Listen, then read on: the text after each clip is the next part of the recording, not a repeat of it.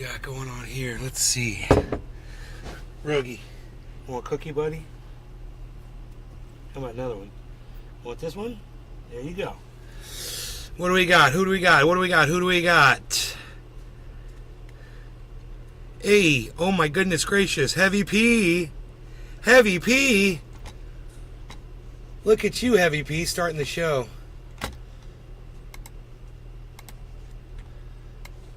Over there on the YouTubes. Yes, Heavy P, Steve running. Noopy. Iceman. Hey guys. Oh, you guys got here early, man. Okay, cool. Let's start the music. Yes. Prepare yourself. I'm prepared. I hope you are too. Prepare yourself. Our show. Prepare yourself. Got Kafefi, got Dabs. Got the Beazle.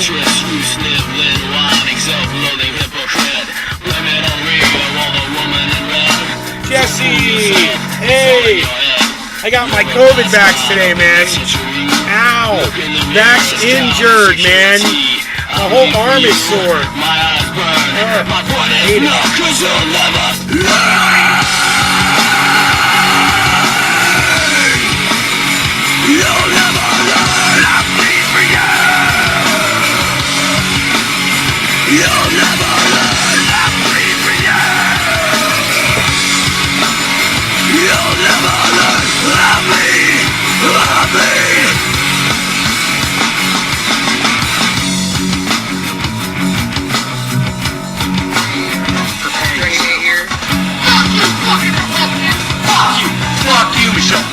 Fuck you. Lying and dying is all that you read. Well, let's hear it from your mouth on your own feet. Shut up your mouth and jerks and self-hating. Sick of your loathsome little kid. God is ain't catching your chips. You sniveling, whining, self-loathing hypocrite. Blame it on Rio, all the woman in red. It's all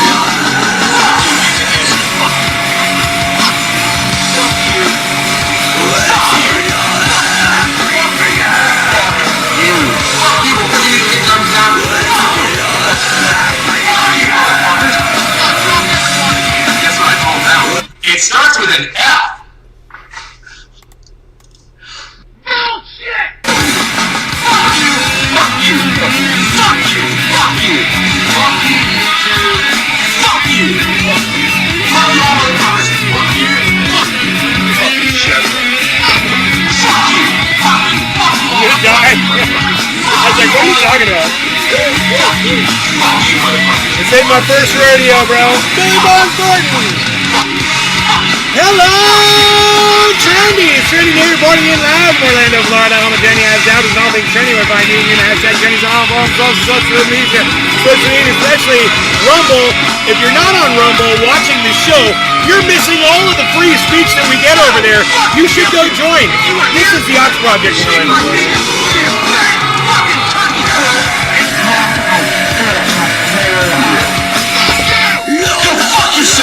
Oh, yes! Yes! Those are the things we say. Those are the words we use and the way in which we wield them and yield them and field them and congeal them together to make sentences. And we rhyme and we have the time to eat a lime or a lemon. Hey, I don't care what you're eating. Hey, man, I'm drinking coffee. How about you? I hope you're enjoying your favorite beverage or food or favorite podcast right now while you're watching this podcast. But I hope you're definitely watching this one too. So vague. There are so many words that start with the letter F, Jesse. I'm going to die. It's so funny. Yeah, dude, I already start with my vax injury. It's the first time I've been vax injured either, man. Last time I got a vax, it really hurt for like 2 weeks. So today is the 13th. We'll see how long my arm stays vax injured for. Damn crazy that Reuters reporter got blown up, lol, but they asked for it. Billy Bong. Was it live? Did they get it live? Did they get the footage live of a reporter getting blown up? Do they have it on video?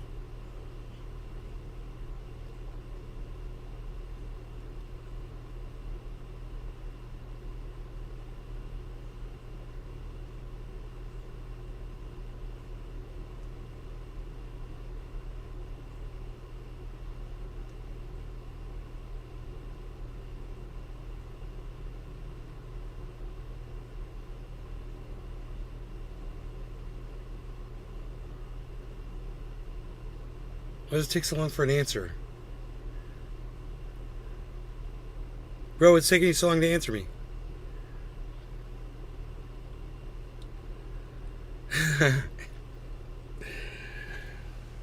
Wouldn't be the first time Israel accidentally shelled some reporters.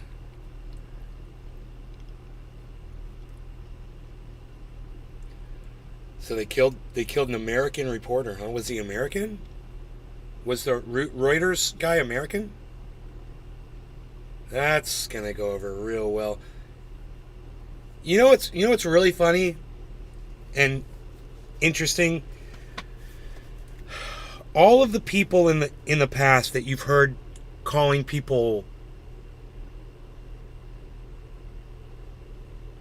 Zionists, all of those people, the ones who were pointing the finger and saying, "You're a Zionist," all of a sudden they're all screaming about how much they love Israel.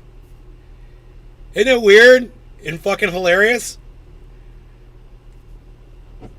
It's crazy. So when you start seeing people getting all psycho like that, say, "Oh, so you're a Zionist?" Remind them what that is. "Oh, you support Israel. You're a Zionist?" Huh. Let them stew with that for a little while. Grabbing the link. Yeah, but they don't have the video of it. They're just reporting it. I believe you. Shit happens, bro. It's war. I totally believe you, bro. Thank you for getting the link. I mean, unless it was an actual video of it.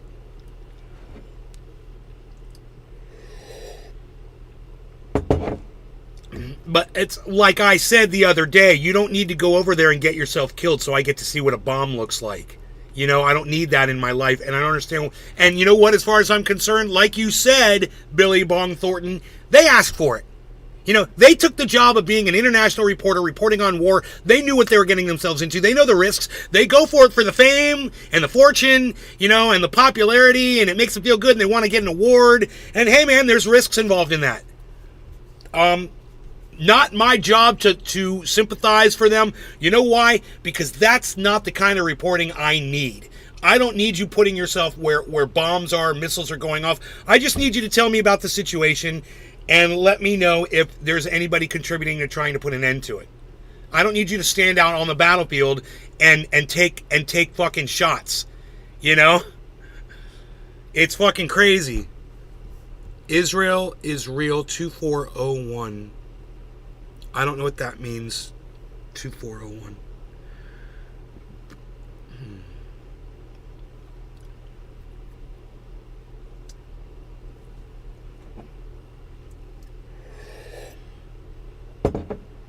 Coffee is great today.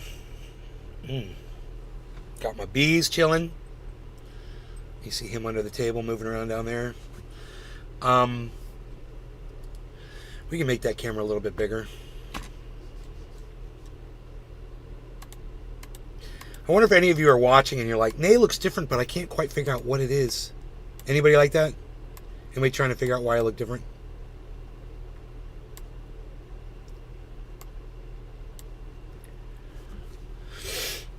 That'd be fun. That'd be a fun little bit. Why is Nay different today?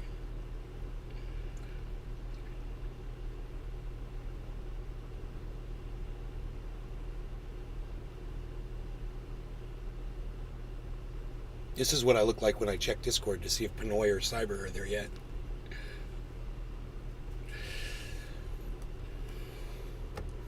Gastric bypass. No, dude, it's hilarious. I found the footage of them getting blown up, but Reuters censored it. You can only hear the explosion. Wow. That might be worth watching. I've been waiting for this to happen, man. It was just a matter of time.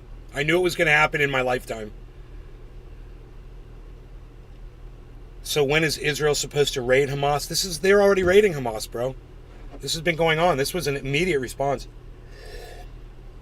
They're evacuating people. They're going door to door. They brought in 300,000 soldiers that were on reserve. Soldiers that are not battle hardened and not ready for this combat door to door. They are not ready. They've been sitting home playing their fucking video games, eating matzo brie. I'm fucking here to tell you guys, they're fucking not ready for this.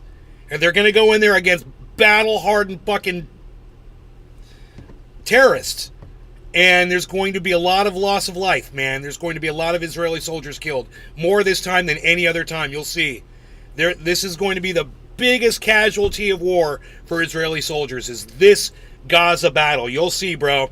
I know, because I played this game called 6 Days in Fallujah, and I got a flavor, just a taste of what it's like when you're going around residential areas that have been bombed out like that. Bro, there's no avoiding it, man. Some of those motherfuckers are going to get killed. There's no doubt about it. There's too many places to hide. They create a lot of hiding spots with all the destruction they've done with the shelling. Believe it or not, they make plenty of places to hide. So, yeah, man, these motherfuckers, you're going to see. And Israel's not going to publicize it. They're so embarrassed when one of their soldiers gets kidnapped or hurt or killed. They won't report on it.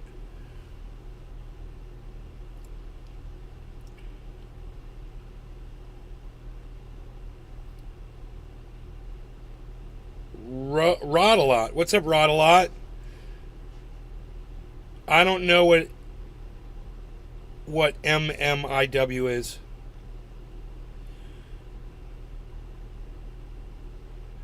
I don't know what you're talking about there, Rod a lot, but thank you for putting something in the chat. I just don't know what you're referring to. I don't know what ICWA is. I don't know what Durangicide is. I don't know what man camps are. I don't know any of that. I have no idea what you're referring to. You could try to educate me if you want to. Rod a lot.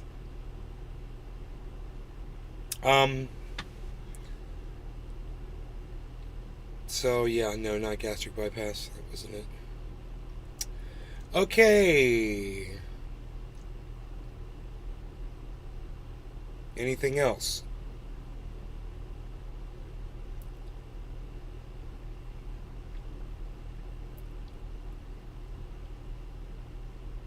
Anything else? No? We got nothing else here?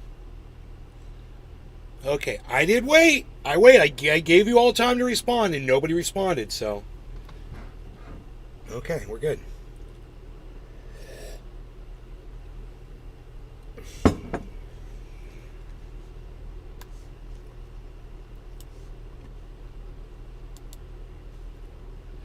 Remember that one Bitcoin I had? It was $10,000 in profit.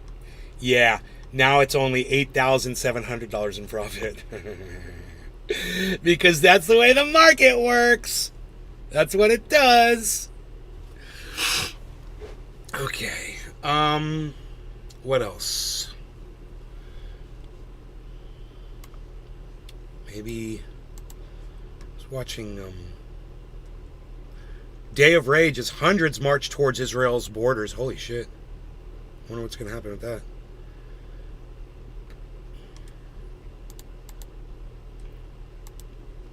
Hundreds? At least it's not thousands.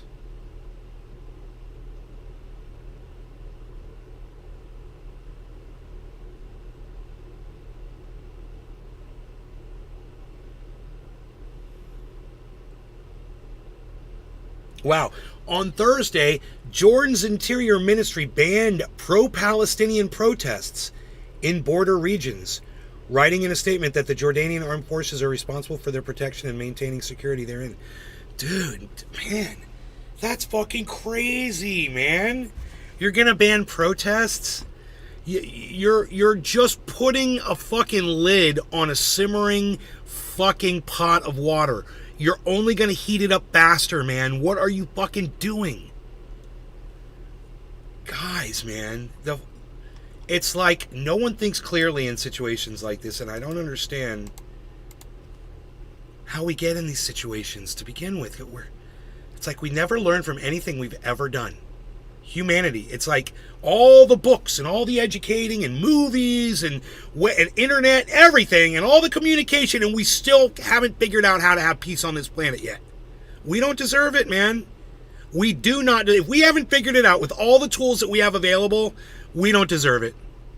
I honestly believe that. There's too many of you out there that feed into this rage, that feed into this hate, feed into the narratives that you're fed every day. And I can't save you with me and my, I'm looking right now, 7 people watching on Rumble, and it says 0 people watching on YouTube. So I'm sure there's more than that. Thanks, Restream, for that little bit of non-information, or a big piece of disinformation. Let me see how many people are watching. The greatest takes on the internet out of any podcast. You're not going to find them anywhere else. And I've got literally 16 viewers, man. I can't help you. I can't save the world. Social media and my own audience has made sure of it. By just not showing up anymore. So, go watch Salty Cracker, I guess, man. I don't know what to tell you guys.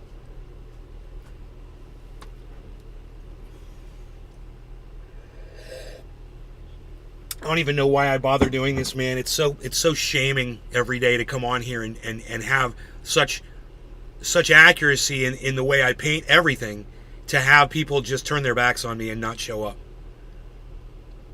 Not participate in the chats.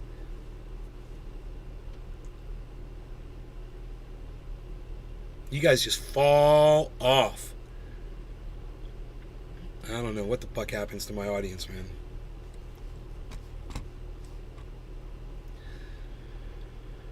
I don't even know why I bothered giving you takes on anything.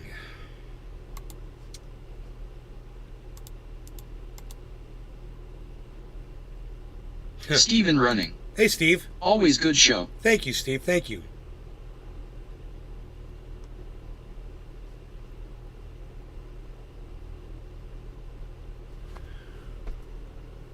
Colin Powell died from COVID. I forgot that.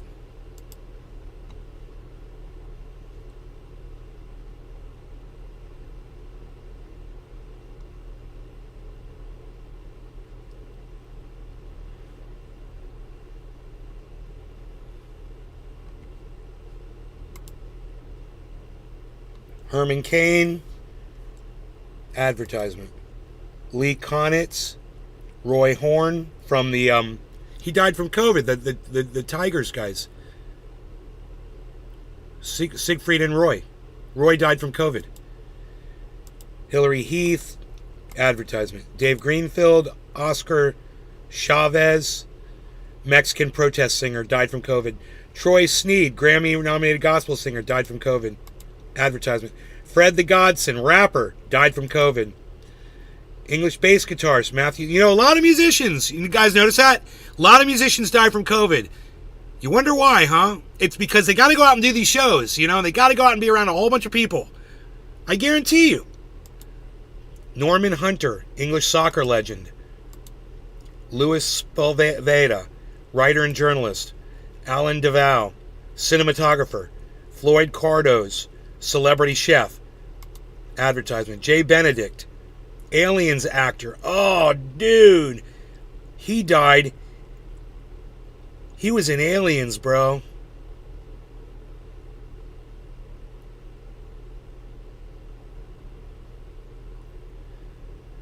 I think he was the guy that played the robot. Maybe. I can't remember. It might be him. It might be somebody else. I can't tell by looking at his face. Patricia Bosworth, journalist, biographer. Colin Powell. Colin Powell died.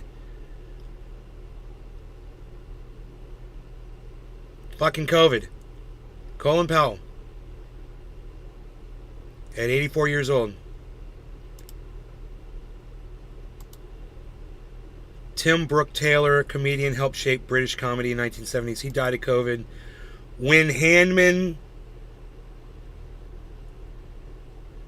American Place Theater. Veteran character Alan Garfield died.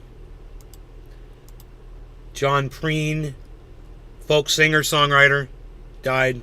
He was 73. Hal Wilner, Saturday Night Live music supervisor, music producer, died of COVID. Lord Bath, 87, died of COVID. Neil Lasher, veteran music publishing executive, died of COVID. Tom Dempsey, NFL player, Jesse Strubble. died of COVID. ENDOFDAYS. Forrest Compton, actor, he was in Gomer Pyle.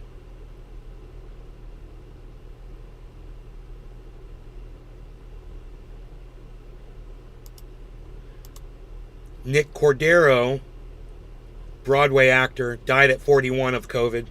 41 years old, died of COVID, everybody.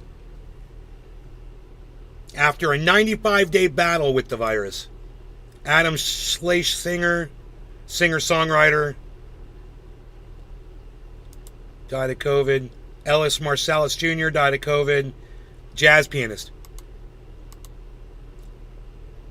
Former president, French Soccer Club, died. A lot of soccer people die. Jazz trumpeter Wallace Roney died of COVID. Age 59. 59 years old, everybody. Maria Mercader, CBS journalist. 54 years old, man. She's younger than me, died of COVID. There you go, guys. Alan Merrill.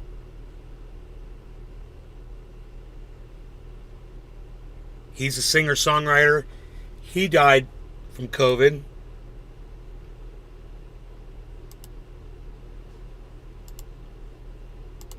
He was 69 years old.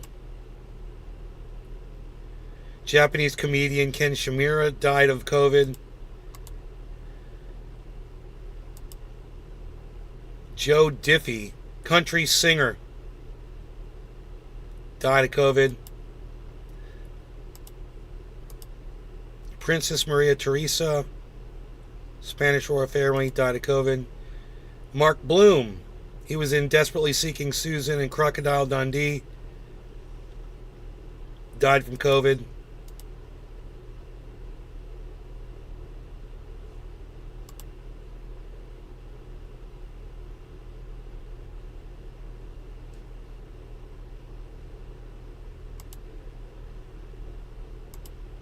Floyd Cordos, 59 years old, famous chef, I guess, died of COVID. Terrence McNally, playwright, died of COVID. Manu Dibango, jazz saxophonist, another musician, died of COVID. 86 years old.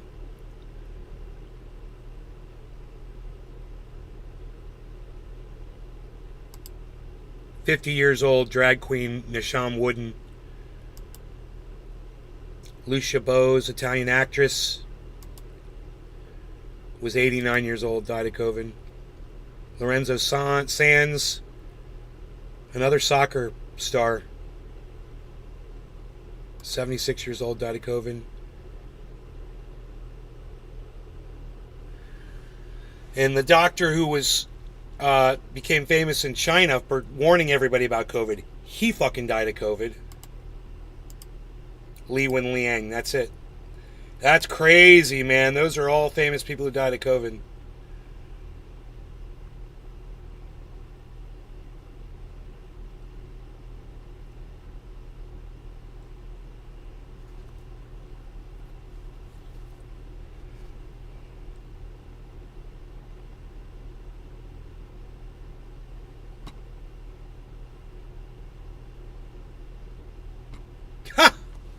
Trump supporter Sean Hannity says that Vivek Ramaswamy is not qualified to be president of the United States. Get this, because he's never held public office. I don't know. Can you name someone else who served 4 years as president of the United States who never held a public office? That Sean Hannity licks his ass all the time, so much that his tongue is turned orange? Yeah, Donald Trump. Yeah, funny, right? Fucking Sean Hannity, what a dumb nut. They got him fresh off the dumb nut tree, man. Unbelievable. Another great take by me. Let's keep going.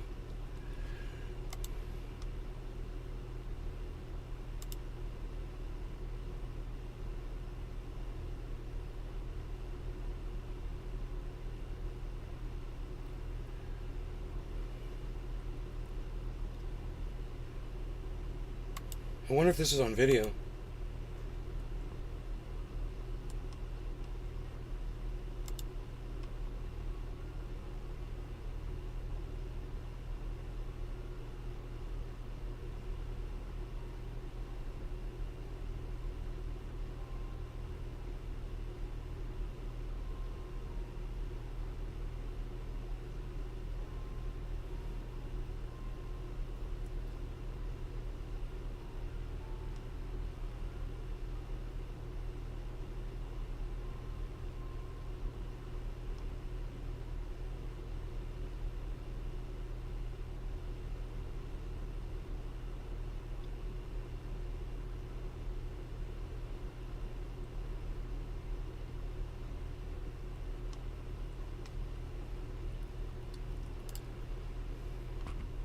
Can't unsee that.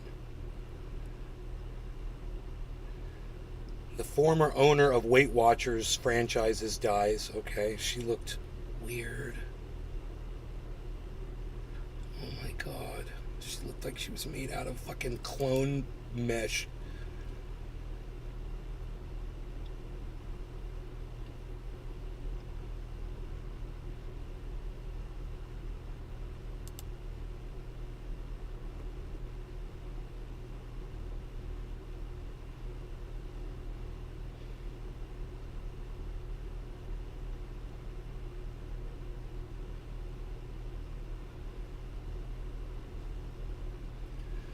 So I guess Rashida Tlaib is flying a Palestinian flag, and one of the other representatives decided to wear a fucking IDF uniform onto the House floor or something. Oh my god. Sharlee's got her flag. I've got my uniform. What's with your press today? Can you tell us anything about this? Sharlee's got her flag. I've got my uniform. Tlaib's got her flag. Now you're making this, these fucking cunts make it about the Palestinian people when it's not. It's about Hamas. And if you're going to, you're gonna be out on the street somewhere, and some big bully walks up to you and punches you in the face. So then you're going to go across the street and go smack some little 10-year-old girl that was sitting there watching the whole thing. That's basically what America's doing to the Palestinian people. You know? How's that for a great take on what's going on? I do this all day, folks. Let me know in the chat if you appreciate them or not. I'm starting to lose interest in doing these shows, man. If I don't get much more interaction out of my audience, man, when I'm making sense like this, I just got to pack it up and stop, man. I'm getting so sick of not having people to talk to. You guys just sit there all cut-faced, and you don't say anything back to me. This isn't a conversation. Hello?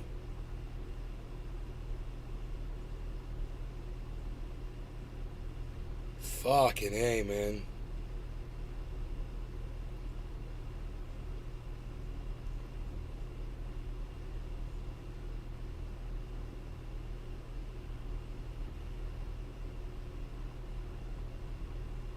Why would you be listening to Sean Hannity in the first place?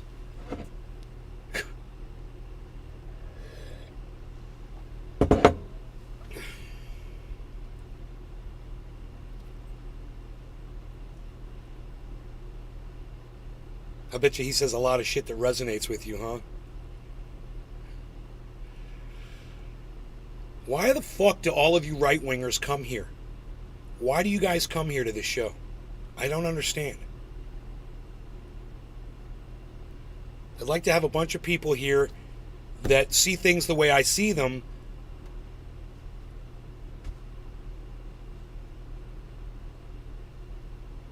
Because it would validate my fucking, my perspective. All I get are a bunch of fucking assholes that disagree with me. Or people that just won't talk.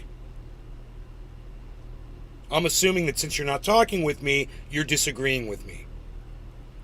So go fly a fucking Israeli flag, go march in a goddamn pro-Israel march. You know, go blame the Palestinian people and go hate on them for what the Hamas did, and have absolutely no understanding of anything that's going on in your pathetic fucking reality. And get the fuck off my live stream. How about that? Since you won't talk to me. Just leave. I'll just sit here and get high by myself. I'll turn the chats off, and I'll cuck you out and let you have to watch me while I fucking ignore your chat. You got anything to fucking say to me? I won't know. I'll just fucking, I'll scuttle all the chats.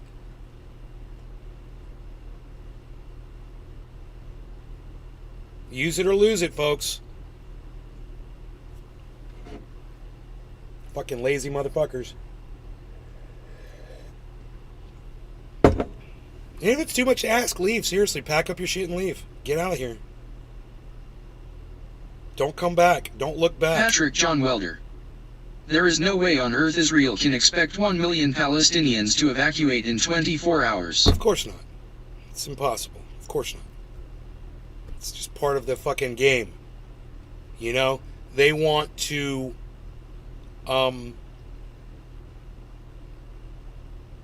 they want to paint a picture for the world so that people like Joe Biden can act like we're all heroes over here, supporting a good cause. Not pulling this guy. And, you know, I guess most of my audience, you know, previous audience members are getting fooled by the narrative. They refuse to come in here and get the truth. Before you leave, let me just tell you this. Fuck you, you fucking cunt. There, now you can leave. Fuck off. Now leave. If you're gonna leave, leave. Fuck you, you fucking cunt that can't talk to me. Fuck off. Now go leave.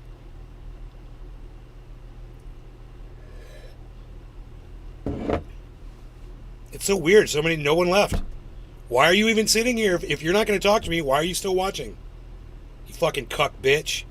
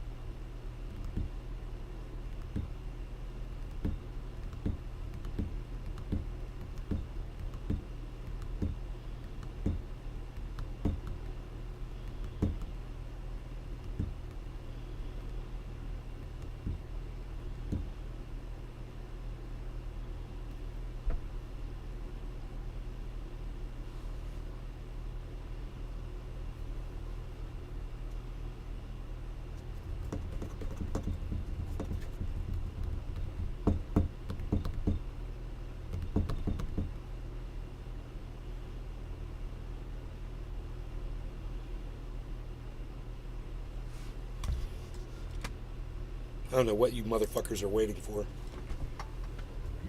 Why even fucking waste your time coming here?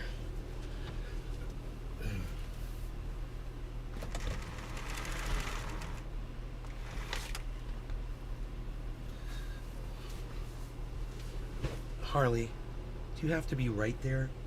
No. Come on, get out of there. Harles, get out of there. Harley, get out of there. Go on. I don't want you in there. You want to go outside? My arm's fucking killing me from this vaccine. Oh my god. Ugh. Go on out. You want to go outside? No? Staying in? Okay. Whatever. Make up your mind. Figure it out.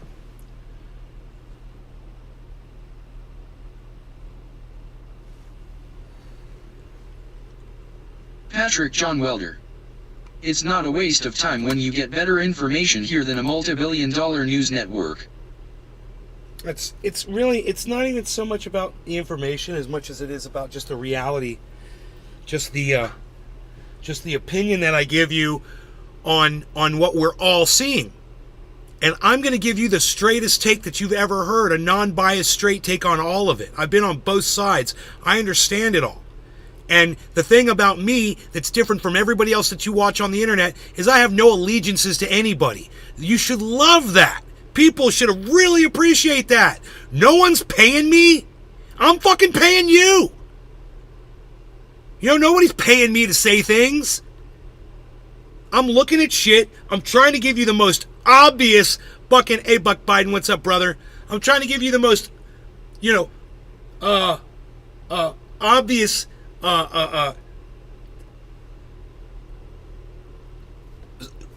reporting on what it is I'm seeing, and I'm fucking nailing it every day, and people can't handle the truth.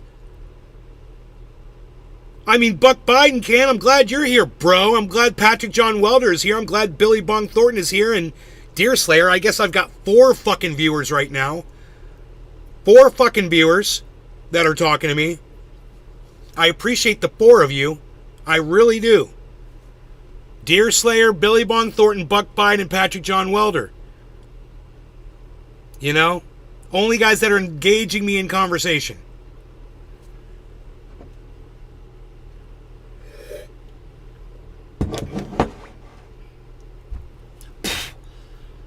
I can't imagine why anybody would want to sit and watch this show if all you do is disagree with me.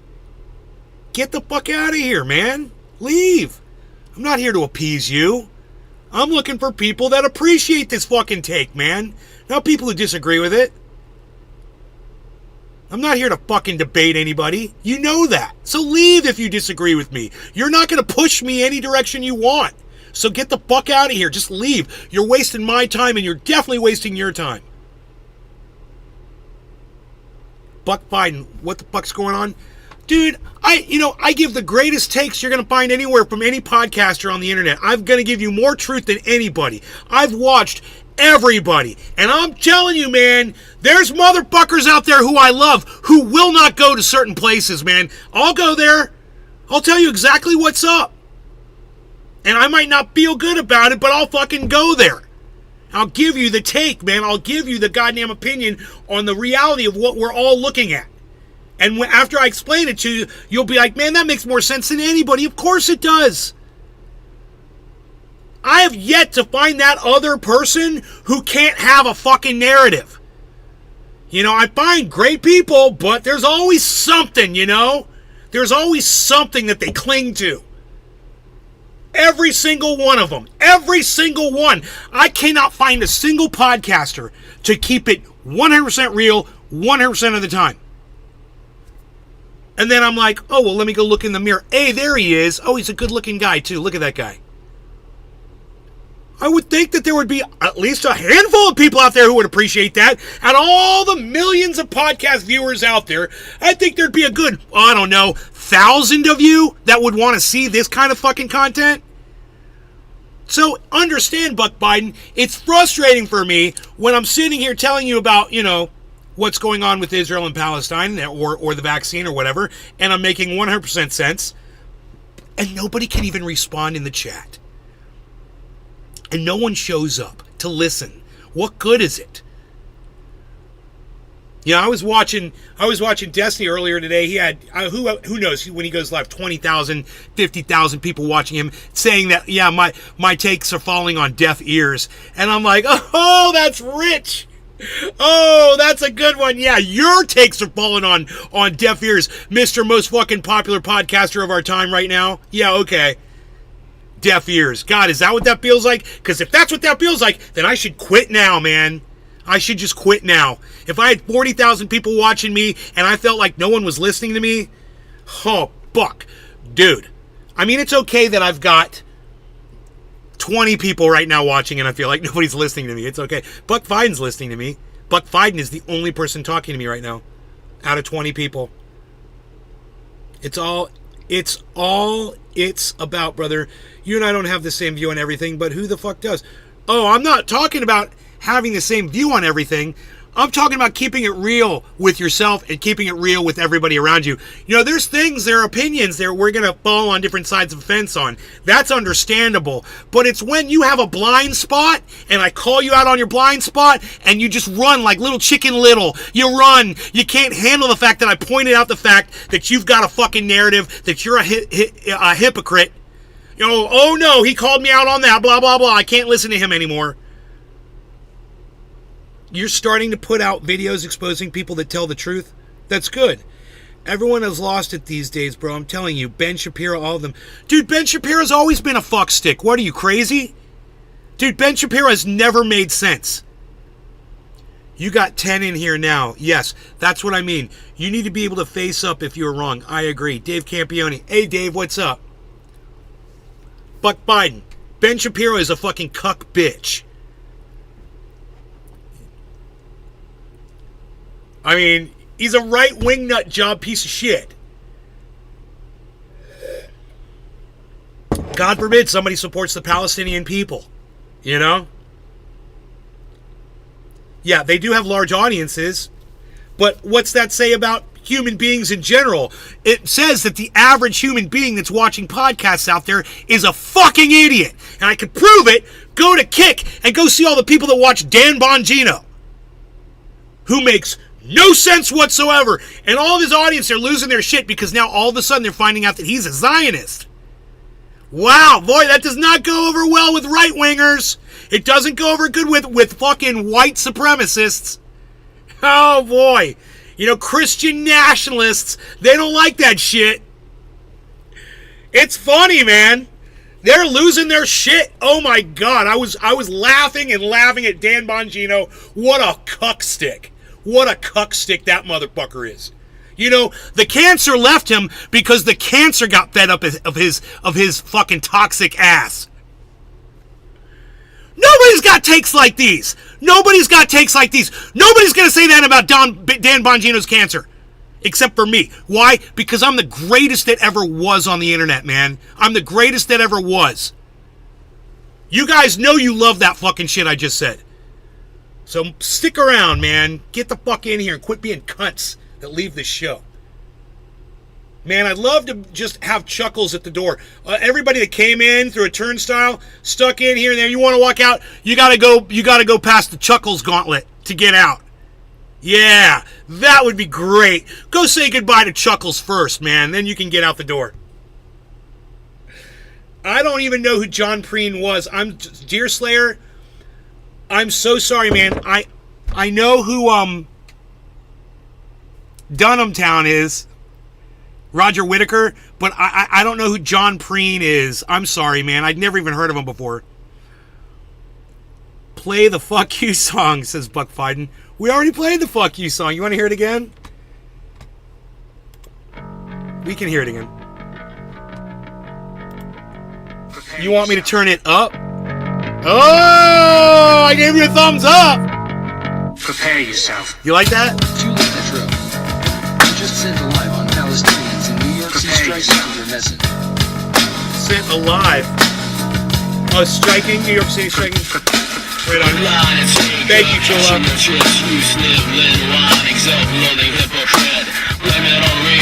Chula, while I've got you here, I have been listening to your messages. They're long, but I've gotten about halfway through them. I want you to know that.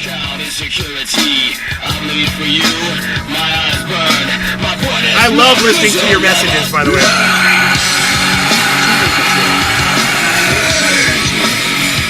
Yeah, I know. I gotta tell you, it's actually. Oh, well, thank you for texting me. I'm sorry if this is the wrong time, but I just got by tonight. Right. Look up Prime, get great album. Thought you should know everything is great here. Tropical Thing. No, Tropical Thing. Thank you so much. I stopped the song to talk to you. I just want you to know this, Tropical Thing. I know that Kick is messed up. Every time I go there to make a title, it won't let me do the title. So I'm so sorry. Everybody that's ever watched this show has heard me say you all need to come to Rumble. That's where you're watching me right now. That's what's working right now. I keep seeing a lot of you on Facebook, a lot of you on YouTube, and you're not coming to Rumble. The day's going to come. You're going to forget about me. And you're going to be like, yeah, a year's going to go by. You're going to be like, oh, whatever happened to Nay, man? Whatever happened to Nay? He's gone. Oh, yeah, I'm fucking missing out on all that joy he used to bring us. If I can't get you to go to Rumble now, man, you're gonna regret it. Because we might be on Rumble, right? And then I might say, hey, everybody, fuck Rumble. Now we're going here. We're going to another place. And you won't know where that place is. And then you're really fucked. Then you're never going to fucking find us. And I might even change the name of the show just to give all of my ex-audience members a big fuck you. A big fuck off. Because you didn't fucking listen to me when I told you to come to fucking Rumble. So, hey man, I can only say it a billion fucking times every fucking show and at the beginning of every intro that we do.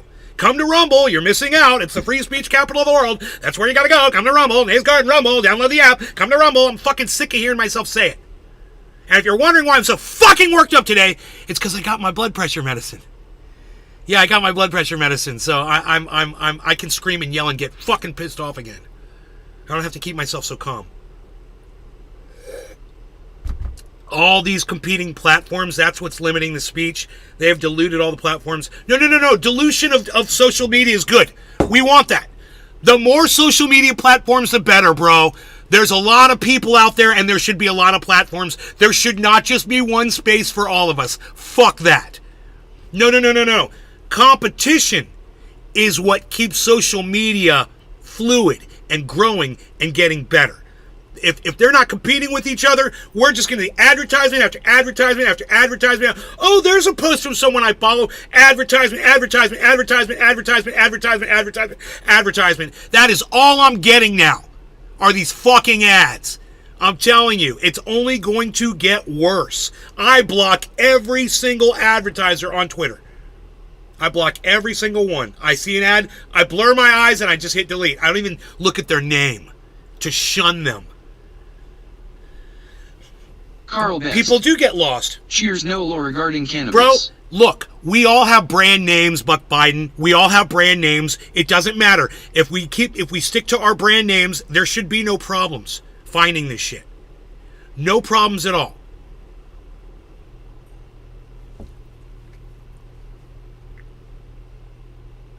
You know, you're just looking for, if I want to find Joe Rogan on Spotify, I type in Joe Rogan, he's going to come up. You know, it's, you know how to find people. You want to find Steven Crowder on fucking Kick. You type in Steven Crowder. Boom, there's his channel.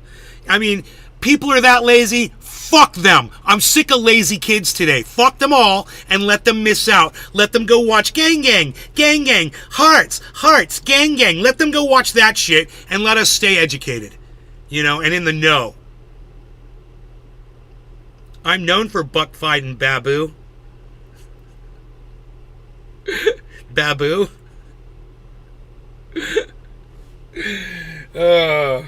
Alright, so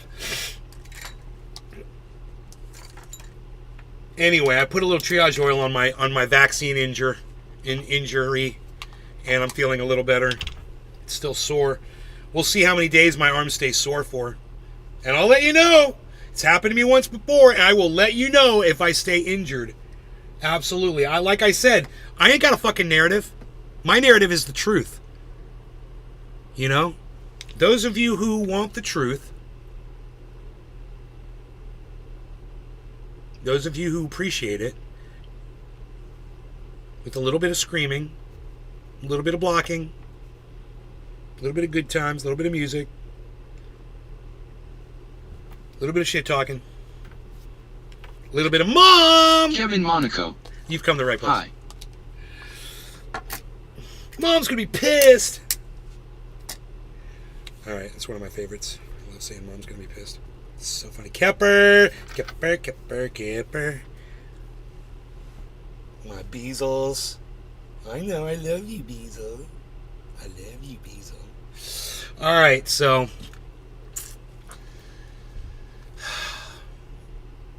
did you take the Nova or the Spike Vax? I actually, you know what? I didn't even ask. I don't even know what it was. I was just like, juice me up, Doc. Seriously, I don't know.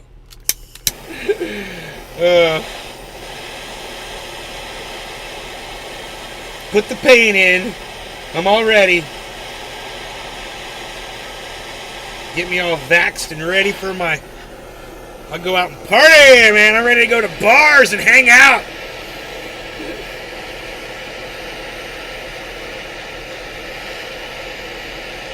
Kevin Monaco. I went and took a flu shot. Yeah, I did too. I got the RSV flu shot about 2-3 weeks ago. Kevin Monaco. Today.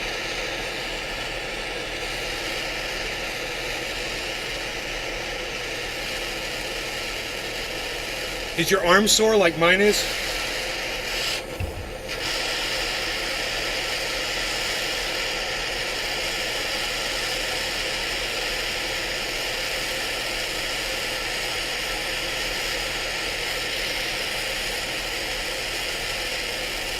Do they ever talk?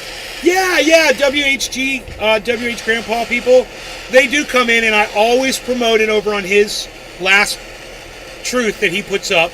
And they do come in, and they don't talk that much. Tell you later if it is sore. And it's okay. You know, they might feel like they're betraying Grandpa if they talk to me, which is fine. They still want to watch, though. They do watch. You know, if he were to come in here, I'm sure they'd be more than happy to say something. But when he's not here, they usually won't interact. There's a couple of them that do, and I'm thankful. But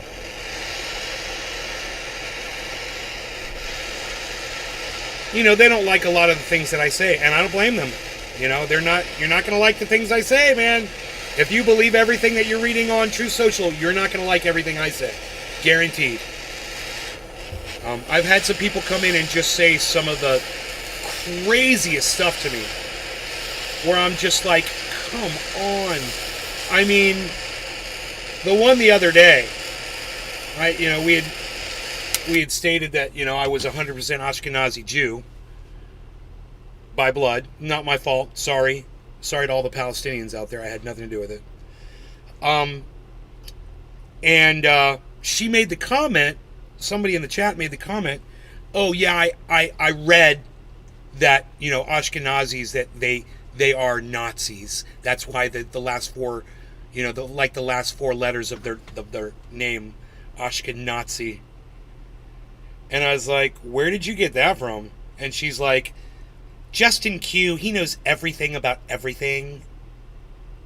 And I'm like, well, he obviously doesn't, and you just proved that, so you're listening to a fucking moron that's fucking lying to you and making you look like a fucking idiot, because then he sends you off to the internet where you can go spout off his bullshit, and he laughs because he knows he's lying to you, but you have no idea. So you're the one getting cucked like a bitch. And, you know, that's not how I said it to her, but what are you supposed to do with people like that? How are you even supposed to get through? I'm like, my mom, you think my mom's a Nazi? My father, you think he's a Nazi? My sister, my cousins, my grandparents, my great-grandparents, my great-great-grandparents, you think we're all Nazis?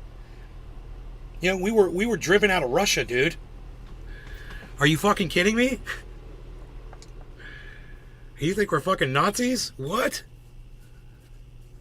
I'd rather someone takes a stance and not fold on every single issue. Well, as long as you take a stand, as long as the stand is correct. Take a correct stance. I like correct stances. All right, let's smoke this up nice and smoky time. Let's make it look like a white as snow. No law regarding cannabis. Cheers, everybody. Capper, Carl, Tula, Dave Campione, Buck Biden, Deer Slayer. Cheers to all of you.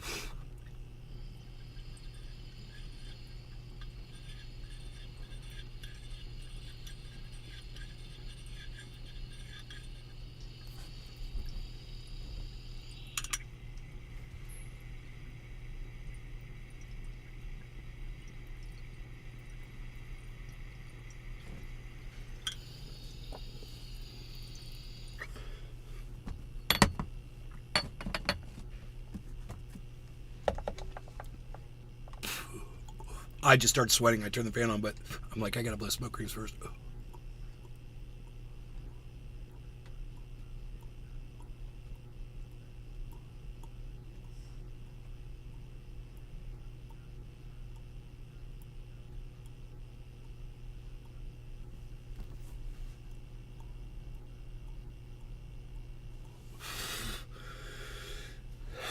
wishy-washy bullshit. Most some fuckers don't know what a Nazi really is. Well, I mean, this woman has been brainwashed by stuff that she just sees on the internet by somebody named Justin Q. And if he says that Ashkenazis are Nazis Kevin Monaco. because of their name, I got vape pens banana gelato. or because they won't let women read the Talmud, you know, that makes them Nazis. My mom laughed and laughed at that. She thought that was so fucking funny. But it's dangerous, too. It's dangerous. Q is bullshit, says Buck Fiden. The Q people are gone, bro. I mean, I agree, of course. I mean, I agree. There's a psychosis.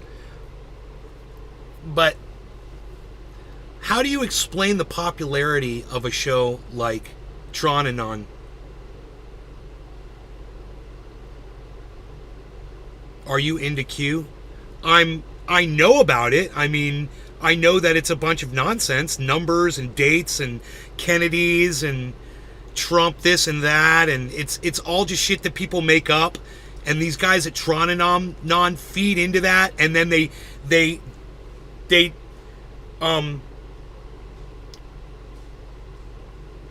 administer that out to their audience as if it's gospel, like they're some sort of priests in some high holy temple, and then, you know, grandpa's entire audience goes in there and worships them like they're gods.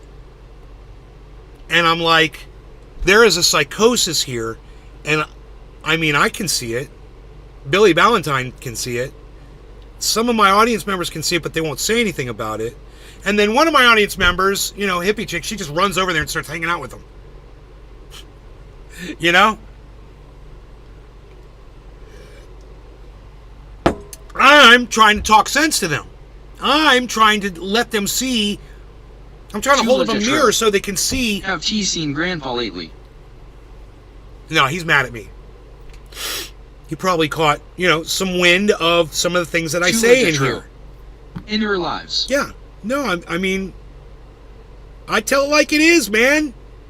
He tells his audience to go to Tronanon. I tell it like it is. That's two different animals, man. Those don't comport. If he wants to be friends with me, great. I mean, I was friends with fucking Orlando for over a year. He was a real cult leader. You know, he was feeding his members rats. And if I can get along with a rat-beating cult leader, I could definitely get along with Grandpa. But if he chooses not to hang out with me, you know, that's on him. Yeah, that's on him. I promote my show on his truth every day. 3 times a day. And he chooses not to interact with me now. So, you know, he can either handle the truth or he can't. At some point, man, he's going to find out that, you know, this is how I feel about the motherfuckers at Tronanon that are fucking taking money from your audience members so they can talk about the spaces in between words of statements that some anonymous person puts on the internet, or what Donald Trump is truthing about.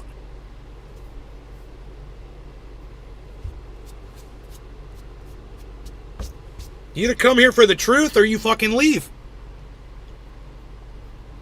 You know, I'll be your fucking friend, but I'm not going to sit here and lie for you. I'm not going to misrepresent what you are. And I went to that Tronanon. Every time we go to Tronanon, man, I can only handle it for about 15 minutes, and I'm forcing myself. The boss, yeah, the guy who's been, you know, indicted 4 fucking times now. The guy who's got 8 fucking failed businesses, claimed bankruptcy 7 times under, you know, his assumed company fucking LLC names. And, you know, said as president, oh, there's my African American friend, and said, you know, we're going to put a Muslim ban on America, and we're going to build a wall, and they're bringing in the rapists, and, you know, just fucking everything that ever came out of that man's mouth. I mean, he doesn't deserve to be called the boss. Bruce Springsteen doesn't even deserve to be called the boss. Fuck that shit. It's such a, you want to call someone the boss? And you give it to Donald Trump, or you give it to Bruce Springsteen? Really? Oh, I was down in America and I was like to drive a car and it was pink and I was in a rodeo and doing stuff with a big star and I had a cigar and oh, there was a dog and eating apple pie.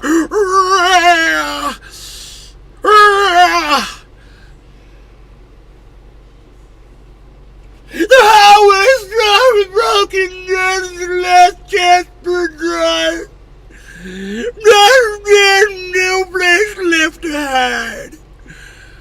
Together, we'll make it happen and we'll go to places and we'll be your big star someday. I don't know when. Baby, we're getting sad and lonely and stuff. I hate Bruce Springsteen. In fact, this is a fact. This is a fact. Okay? This ain't opinion. If I was given the choice of going to a Bruce Springsteen concert or a Trump rally, I would pick the Trump rally. I guarantee you. That is how much I hate Bruce Springsteen. I fucking hate his voice. I don't like him either as a person. I think he's creepy. Like a child molester kind of creepy dude. You know, I don't like that. If I detect that in you, I think you're kind of like child molesty. Yeah, I fucking hate you. And I get that, you know, I get that from him.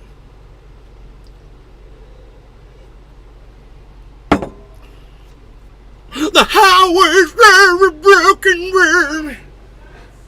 baby. What? That's Bruce Springsteen, Mom. You don't know who Bruce Springsteen is? Really? My mom doesn't know. Mom? Bruce Springsteen? The boss?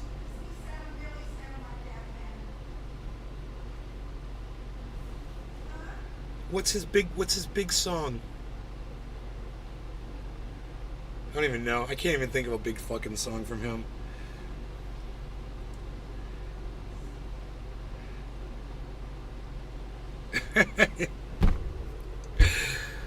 Patrick John Welder. Biden is the boss because if you don't, for me, you ain't black. Tula Tetro. Bruce sprung a leak Stein, lol. Thank you, Tool. I love that you said that. Bruce sprung a leak Stein. Billy Bong Thornton. Dancing in the dark. Even if we're just dancing in the... Oh, yeah. Hey, Mom. Well, dude, stop laying over there. Are you okay? You ever heard that song? Even if we're just dancing in the dark.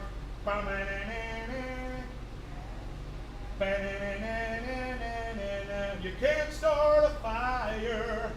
You can't start a fire without a spark. This gun's for hire. Even if we're just dancing in the... Doesn't that suck? God, it sucks. That's Bruce Springsteen. I mean, listen to the melody there. It's like 4 notes. God, he sucks. Dude, I hope my cat's okay. Kind of ran over his tail a little bit. I think not his tail, but got some of his fur under my wheel there.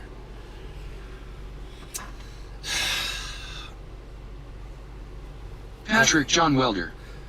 Born in the USA, LMAO. Born in the USA, I was born in the USA, I was... Ugh, God. Tula Tetro. Everything is 3 notes. Creepy molester dancing in the dark. Everything is 3 notes. Pink Cadillac, pink Cadillac. I can only sing 3 notes at a time. There is a note. There's another note. There's another note. That makes 3 notes. All I can sing is 3 notes at one time. That's all I can sing. God, dude. I mean, write a melody, bro. How old are you and you still haven't written an actual melody? God. I mean, seriously, it's all 3 notes, right? Even if we're just dancing in the dark. Right? Fucking 3 notes. Maybe that one's 4. Psst. It's so basic and childish, and the music does nothing for me.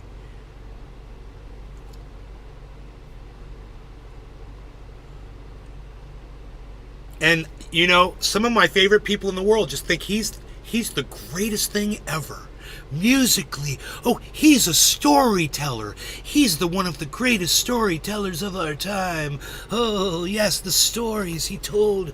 Oh, such stories in his songs. Oh, takes me back and makes me want to smoke a pipe on my back porch. Oh, the storm rock in my chair and listen to the stories. Oh, the boss. So if that's the boss, if that's what the... Okay, well, I guess the boss means you suck. Tula Tetro. I guess that's what the boss means. I don't like his voice, he's basic. Boss 5.0. That's the boss.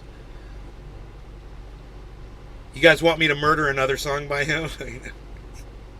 Oh, the stories. It's all about the stories. Oh, I'm into pie. Oh, I'm into pie. Aaron Burnett, I'm into pie. It's about the story. I'm into pie. It's about the story. I'm Aaron Burnett. I'm new on CNN. I'm the new one on CNN. I'm new. I'm into pie. Yeah, I'm into pie. Okay, I've got 4 monitors, and I'm in Dubai. Okay, I'm reporting from Dubai. Billy Bob Thornton. Just so you know that I'm in Uncle Springsteen's Dubai. lap. It's story Okay, time, it's little on the Timmy. other side of the planet. Okay, I just want to make sure you know that, and that I've got 4 monitors. Okay, I need for you to know I've got 4 monitors, and I'm in Dubai.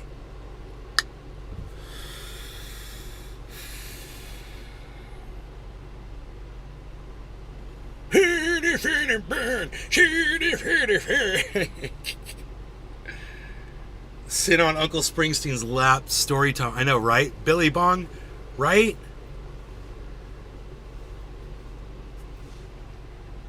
I really wish you guys would come to the Rumble. What do I gotta do? Live chat. What do I gotta do? Billy Bong I Thornton. gotta turn this down. What up, what up? Mom's gonna be pissed. Billy Bong Oh Thornton. my god. It starts with AF. Billy Bong Thornton. Damn crazy that Reuters reporter got blown up, LOL, but they asked for it. Come over to Rumble Billy so I Bong can Thornton. hear your chat. I just saw Fox reporting it said Israel accidentally shelled them. Billy Bong Thornton. 10-second delay. Billy Bong Thornton. Grabbing the link. Billy Bong Thornton. https://u2.be/fuy7il9htkO?si=sign 34wuocrciae4hnp. Billy Bong Thornton. YouTube link. Billy Bong Thornton. I found the footage of them getting blown up, but Reuters censored it. You can only hear the explosion. Billy Bong Thornton. So when's Israel supposed to raid Hamas? Wrote a lot. Big Data says #MMIW is a cult dumping bodies around oil pipelines as a protest, #Sacred Ground, #Durangocide, #Mancamps, #ICWA. Billy Bong Thornton. I have no Oh, coffee. shit. Why do I keep doing that? Billy Bong Thornton. WTF dumping bodies around pipelines? LOL, wah. Billy Bong Thornton. Was watching the news last night and they showed a clip of bus loads of people in Iraq heading to Hamas, supposedly. Sometimes they be using old clips, LOL. Deerslayer 1959. Right. John Prine. Billy Bong Thornton. I was listening to Hannity last night in the car, had to turn that dumbass. Buckfid 3N. Cringe. Buckfid 3N. Nay. Buckfid 3N. Nay. Fuck yeah, nay. Buckfid 3N. Hey bro. Buckfid 3N. I'm here brother, thanks. Buckfid 3N. I just joined WTF going on?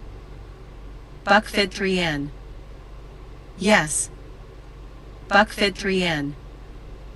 It's about, brother. You and I don't have the same view on everything, but who the fuck does? Right? BuckFid3N. I'm starting to put out videos exposing people that tell the truth. BuckFid3N. Dude, you guys remember Yeah, this? everyone has. You guys remember this. When you're on the internet and you're talking to people and they say to you something about how important it is to support Israel, and it seems like all of a sudden they're supporting Israel or something, just say, oh, you're a Zionist now? Say that to them. Say that to them. Remember that. Oh, so you're a Zionist. Has lost it these days, bro. I'm telling you. Ben Shapiro, all of them. BuckFid3N. You got 10 in here now. BuckFid3N. Yes. BuckFid3N. That's what I mean. You need to be able to face up if you are wrong. BuckFid3N. Kevin Monaco. I agree. Everyone, That's facts.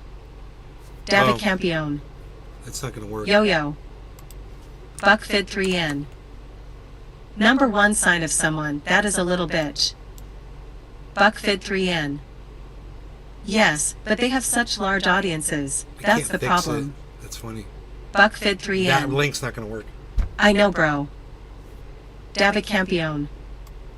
Stupid Rumble starts on mute. I like that it does. David Campione. I have to turn sound on. I know. I like that it does that. BuckFid3N. I agree. I hate him. BuckFid3N. Exactly who is listening to his ass? BuckFid3N. Dan Bongino. What did Dan do now? BuckFid3N. Ha ha ha ha ha. BuckFid3N. OMG, nay. Deerslayer 1959. You know any John Prine songs? BuckFid3N. Ahaha. BuckFid3N. Play the Fuck You song. BuckFid3N. Biden tripped again today, bro. BuckFid3N. Did he really? Did you see it? No. BuckFid3N. I missed that. Tropical thing.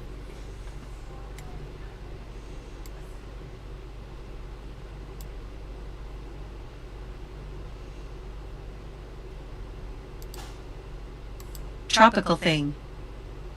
Hey, Nate, I'm sorry if this is the wrong time, but I just stopped by your channel on Kick and your stream freezes after a few seconds of watching, then it goes offline. I refresh the page and it repeats. Deerslayer 1959. Look up Prime, great album. Patrick John Welder. Tropical thing. Biden will have a highlight reel of falls by the end of 2024.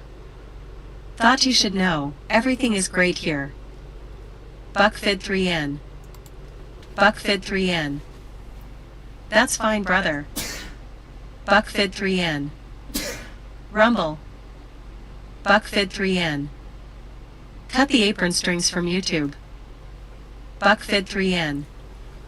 That's the problem, bro. All these competing platforms. Platforms, yeah. BuckFid3N. I like the dancing banana. That is what is limiting the Peanut speech. butter jelly time, peanut butter jelly time, peanut butter jelly time. They have peanut diluted butter all the jelly time, platforms peanut butter jelly, and spread peanut butter everyone jelly, around. Peanut butter jelly with a baseball bat. Peanut butter jelly. Buck Peanut butter Fit jelly. 3N. Peanut butter jelly with a baseball bat. But people get lost. BuckFid3N. I agree with Comeption. BuckFid3N. Truth, IG, FB, Rumble, I don't even know all them. BuckFid3N. That is Truss. BuckFid3N. I'm known for Buckfid and Babu. BuckFid3N. Babu. I am the real Buckfidin. BuckFid3N. BuckFid3N.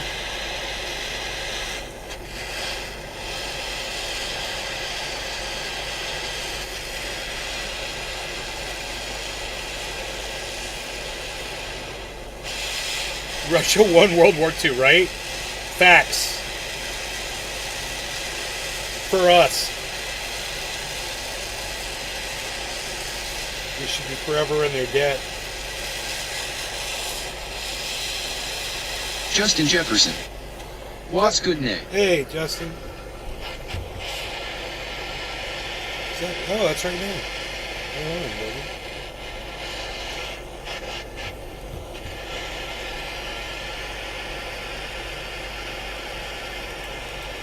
BuckFed3N. I'm going to do a dab, brother. BuckFed3N. Justin Jefferson. Good idea. Hunting Bubba. Right on. Deerslayer 1959. I was number 117 subscriber on Rumble, then I watched the WHGPPL come that day. Do they ever talk? BuckFed3N.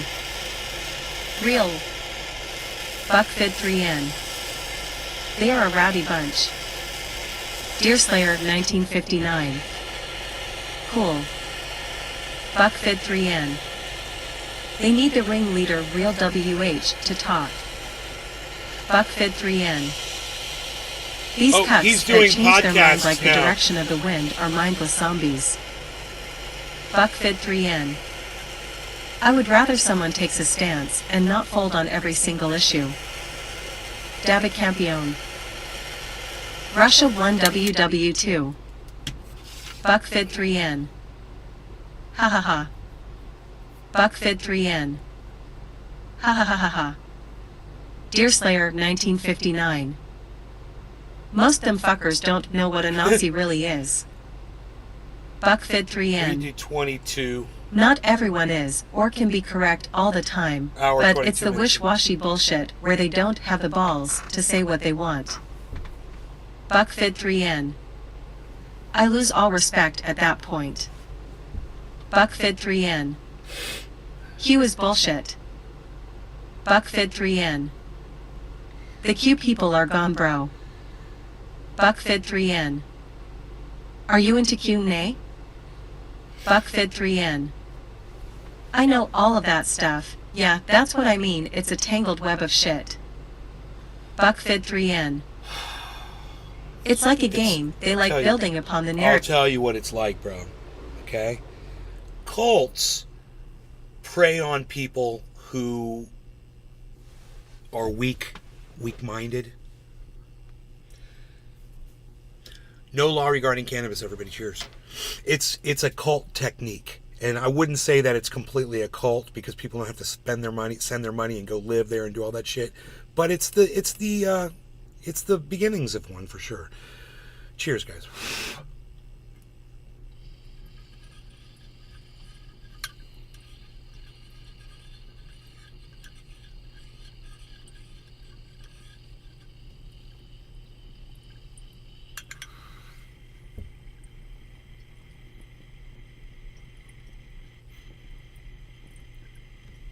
Heavy Padilla. Cheers. And you can forget about deprogramming most of those people. They ain't coming back. They're lost forever. It's sad. Narrative that is already fake. BuckFed3N.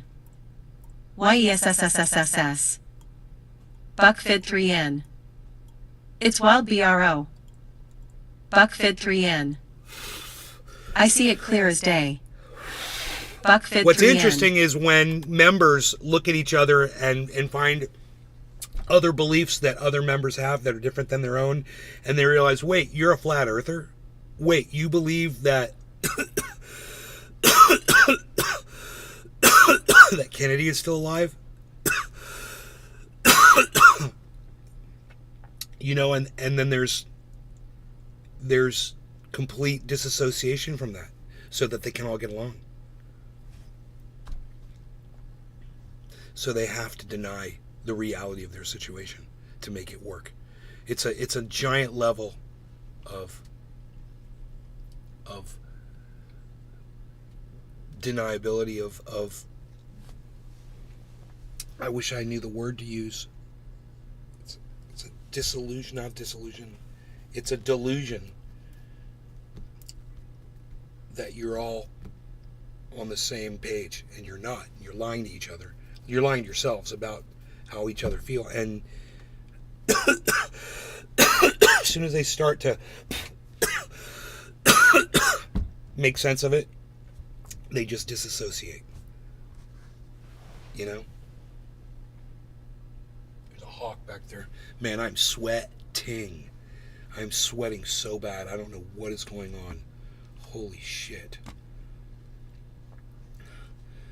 Holy shit, dude. Why can't I find this thing I'm looking for?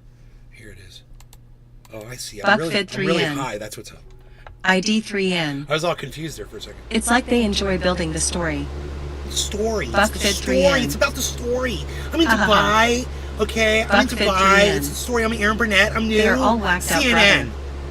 Aaron Burnett. Deerslayer, I'm in 1959. Dubai. Born in the USA. Born David in the Campion. USA, I Uh-huh. was. David Campion. The stories. Stories. Deerslayer, 1959. He sucks. Deerslayer, 1959. Wasn't Frank Sinatra the real boss? He was until he died. Kevin Monaco. Kepper is here. Kepper. Tula You made Rose. it to Rumble. The light in NYC is Hey, cray right Tula, you now. made it to Rumble. Yay. Billy Bong Thornton. Would you rather be locked in a room with Todd Rundgren, Richard Simmons, or Bruce Springsteen thinking face? Todd Rundgren?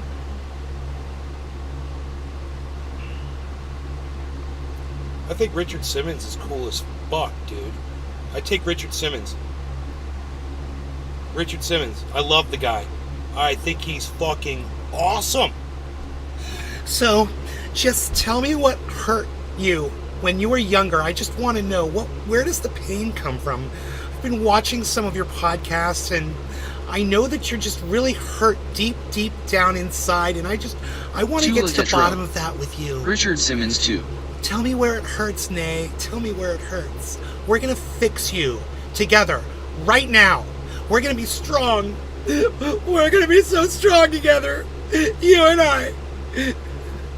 I've been watching your podcast, and I know there's a little boy inside that's just dying to come out and say, I'm here. I'm here. Now, follow me. 1, 2, 3, 4, 5, 6, 7, 8. Patrick Come on, John ladies, move that fat. Who's your Let's favorite dump all comedian that and why is it heavy Dave weight. Chappelle? 1, 2, 3, 4. Who's your favorite comedian and why is it David Chappelle?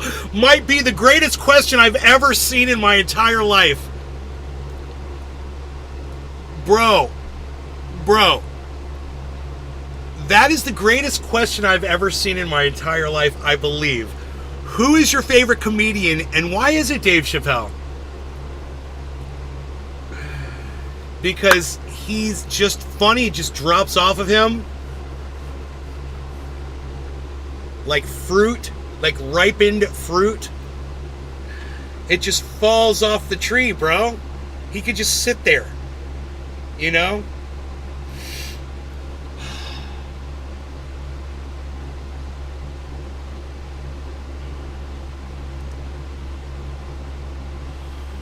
I wonder if Ron Placone would ever parade me out to weigh in on things. Get my take, Ron. It's harsh, but it's true. And reality hurts. Love hurts! My animals must just be like, whatever. They still hang out with me, though. All the noise I make, and my dog and my cat are right here. You guys are so cute. Case in point. Beazle 1, mini macro micro Beazle. Mini macro micro Beazle. Beazle. My Beazle, I love you, Beazle. Oh, he knows he's on camera and it doesn't make him feel so good. He doesn't like it, he's shy, but the cat don't mind. He's a little camera kitty cat too. Look and go. Look at the sunlight hitting his back right there. I was like, what is that? It's the sun. It's a sunbeam hitting his fur. It looks all fucked up, but it's just sunlight. Little hairs. Harls and the Bees.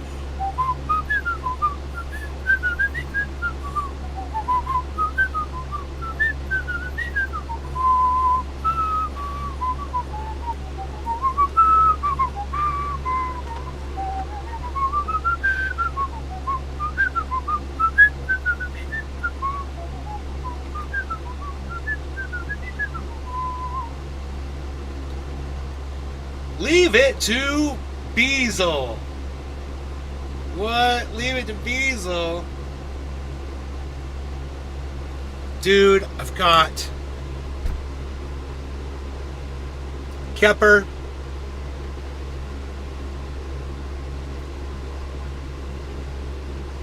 Just saying, Kepper. That's what's up. Back to you, crowd. Deerslayer 1959. Todd. Patrick John Welder. Todd. Tularos. People always put Eddie Murphy above Dave, but I only remember Eddie from Nutty Professor. Eddie I don't Murphy's support funny any as side fuck. who can't work it out without hate and violence. Billy Bong Thornton. Let me say this. Eddie Murphy's funny as fuck. Hands down. But we didn't have David Chappelle back then. You know, we had Richard Pryor. So it was, you know, Richard Pryor was dark as fuck, bro. You know, and Eddie Murphy was like this very, you know, light, you know, but still, you know, he still had attitude, but it wasn't, his comedy wasn't based on dark shit like Pryor's was.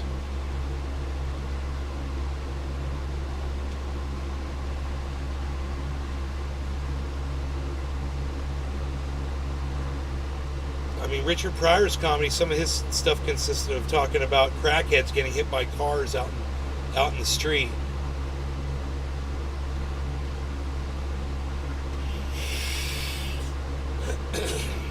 Beaslin. You have all the Nazareth albums. I picked Todd too. Don't want to would bang on work. the drums all day. I just want to bang on my drum And all day. 72786. It. Buck It. Fidden. Buck Fidden is in the building. He's a big boy. Oh, Buck Fidden. Buck Finn's a big Hey, boy. Nay, He's as a big always. boy. He Good knows to be what he here. said. He said And I'm funny. 72786. Funny how? What do you mean funny? Maybe your sweating is caused by the vaccine that you got today? No. Maybe not it's sure not. what else you did to make you sweat right now, but that's the only thing I can think of as the vaccine. David Campion. Oh, Aunt, you're so funny. These people down the road from me have a Trump one flag, LMAO.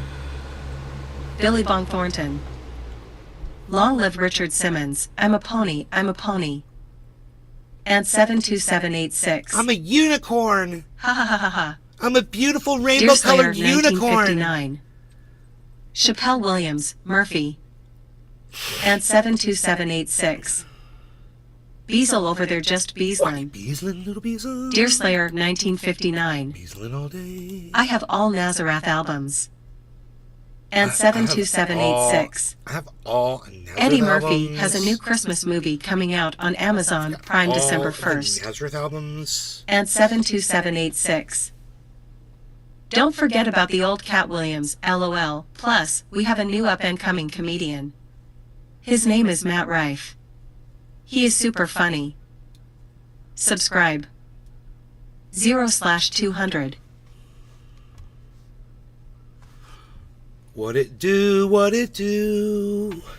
Here we go. One more time. I shall create content for you now. Content. I know. When's the last time I smoked out of my bong? For this show, that's considered content. No law regarding cannabis, everybody. Top of the hour. There's something going on. It's, this. Why did I just get a feeling that something was just going to happen right here? 26,842. That seems frozen, doesn't it?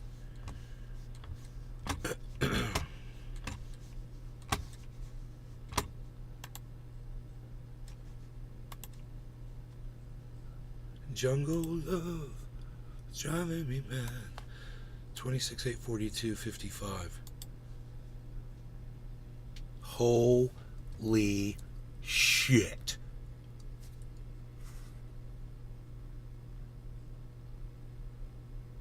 Who was I talking to earlier today about? I gave somebody some Bitcoin and I gave them $20 of Bitcoin. I wonder where their $20 is. And then they put $10 more, so they put $30 in while it was down. I want to know where their Bitcoin is now. And I can't remember. Oh, it was Ant. Ant, he's a big boy. He knows what he said. You said it. Ant. Ant. Go check your Cash App, Ant. Let us know where your Bitcoin value is, all right? Tell us for the family. We need the 27103. You guys, we're seeing this happen live right now. Holy shit. Oh my dude, look at this, everybody. Oh my god. We're watching this happen live right now, guys. Oh my god, look. Look at Bitcoin, everybody. Ant. My brother, you gave me $20 in Bitcoin my first time messing with winning another $10. I know. So where is it now, bro? Now that it's at 27,000, Ant, where's your $30 of Bitcoin at now? I'm just curious.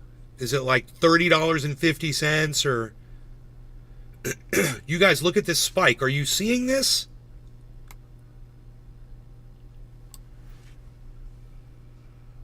Oh my god, I'm just so excited that we're live covering this live right now as it's happening live. We're literally watching this live right now and I'm fucking so excited that I'm live.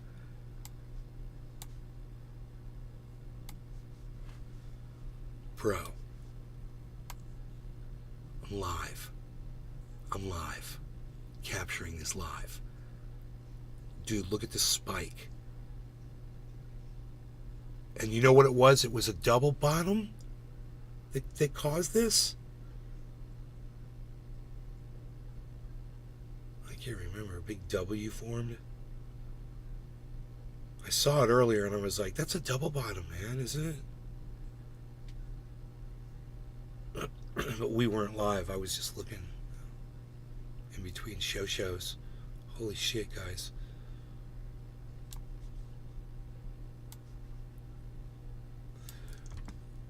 Oh, you're under?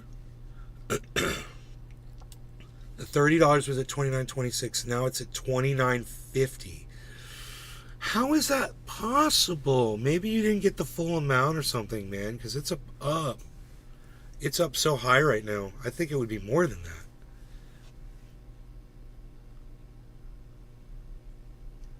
It did go up like I mentioned earlier today. You just had to hang in there. It should go above 30. Bro, it should definitely go above $30.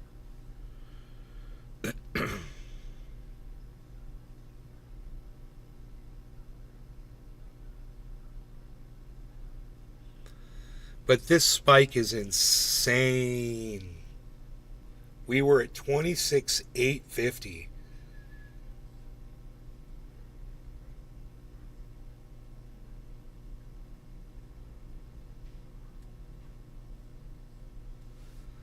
I was under right from the rip when I put the 30 in altogether. It showed 29.26.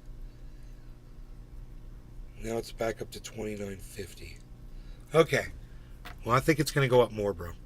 Anyway, I'll cheers to that. No Law Regarding Cannabis. Ant, Patrick, Tula, Heavy P, Justin J.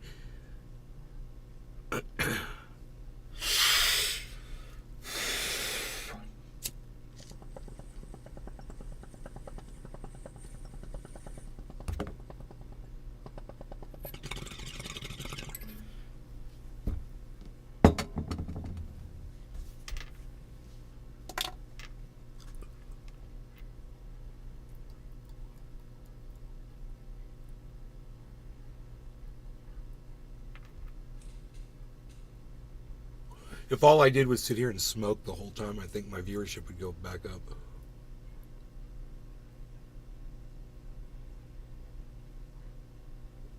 Shut up and hit your bong.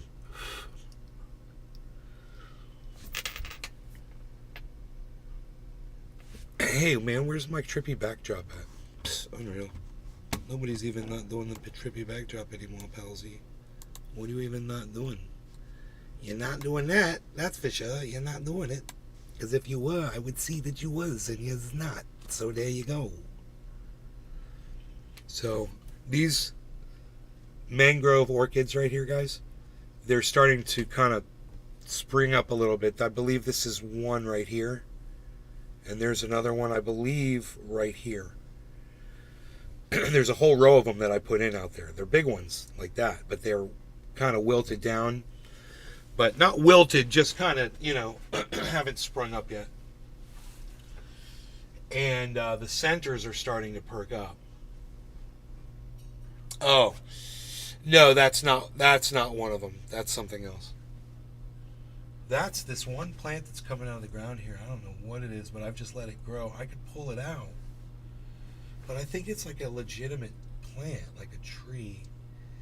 It would probably do good if it was, if it was in a pot. Yeah, dude. Mom? She's not there. Dude. I don't know what that is, but it's pretty, and I think it would be cool if I put that in a pot and put it somewhere out there in the yard. Because where it is right there, it's just not supposed to be there. Another plant was put there. But I don't know, I think that's kind of a pretty plant. I'd have to ask my mom what she thinks about that.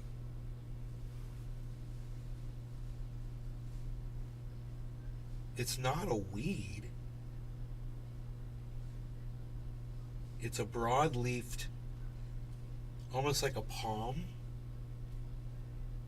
of some kind, but it's a weird palm. It's only got one leaf per leaf instead of having a bunch of, you know, like a hand. But I bet you it is a type of palm for some reason. I don't know, but I could show it to you guys. It's that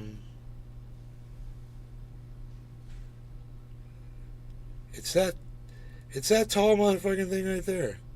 Look at this. This thing. See this big ass thing right here? Look at this. See that? I'm thinking about digging that out of the ground and putting that in. We've got a big, nice pot out front, and putting that in there. I think that would be a big, pretty plant that we could put somewhere. I'll have to ask my mom what she thinks about that. She might know what that is. I don't know what the fuck that is, and I don't see any other ones around here.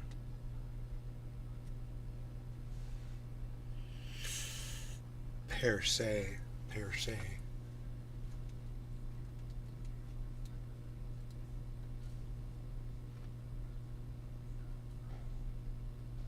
Is that my mom's? Did I just hear my mom's? Mom! Oh, you ain't my mom. That's Shirley Ann. That ain't my mom.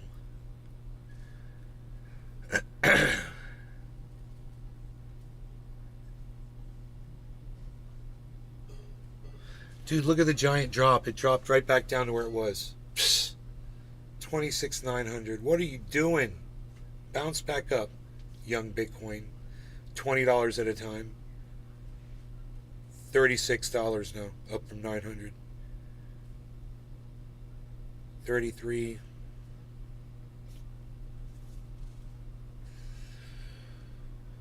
Bro, what's with the hype at this late in the day on a... What is today's... Did I say today's a Friday, bro? Oh my god. It's Friday, guys.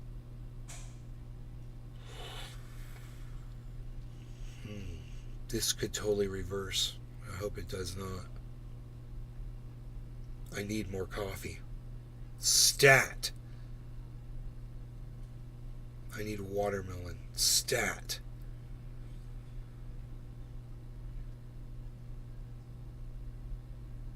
Psh. Psh. Psh. Psh. Psh. Psh. Unreal. Psh. I've got 4 monitors, so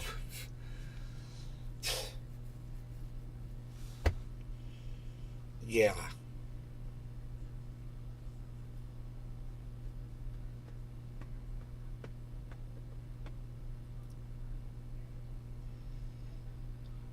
To have the money, I don't know why, but that's what it said, so that's probably why it's lower than $30. Yeah, there's like a fee, I think. Okay, cool. That's what I would think too. And then eventually, bro, that fee's going to be paid for eventually, you know?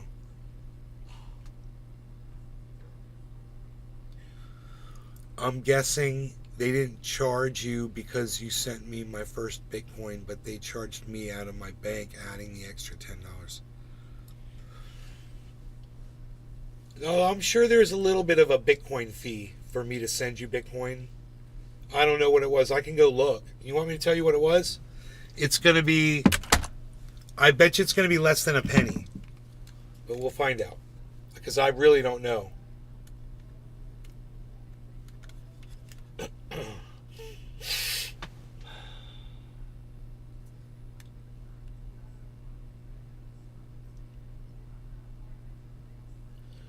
Bro, no fee?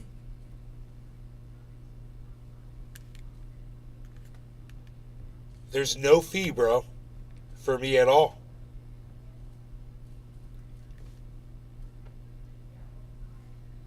How cool is that?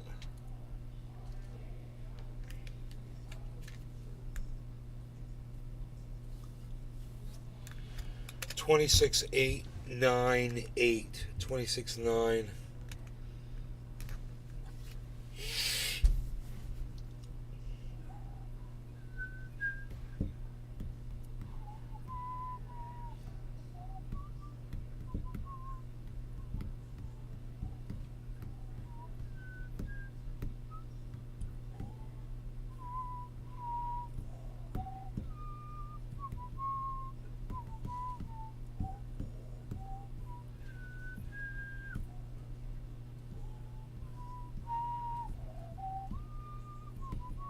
My sister said there's some show called The Haunted Mansion or something from Disney World. She says it's really good.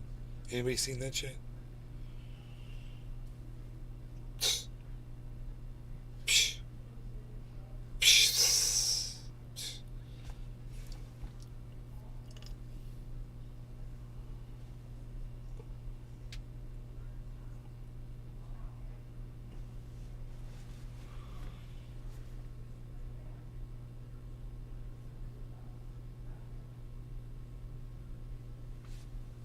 Out of prison? How long were you in prison for?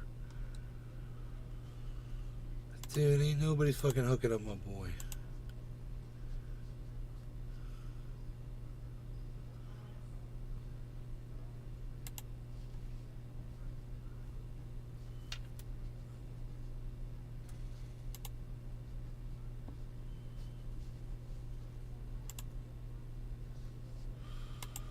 Nada.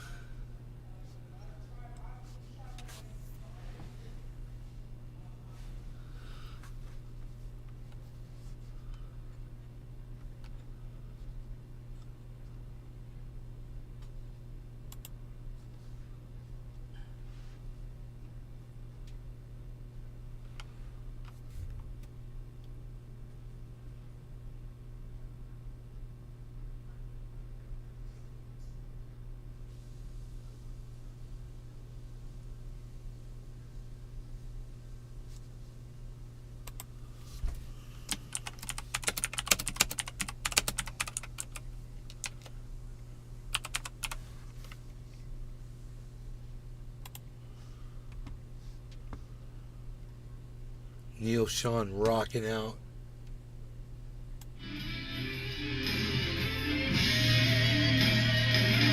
DJ Squints. Cheers, peoples.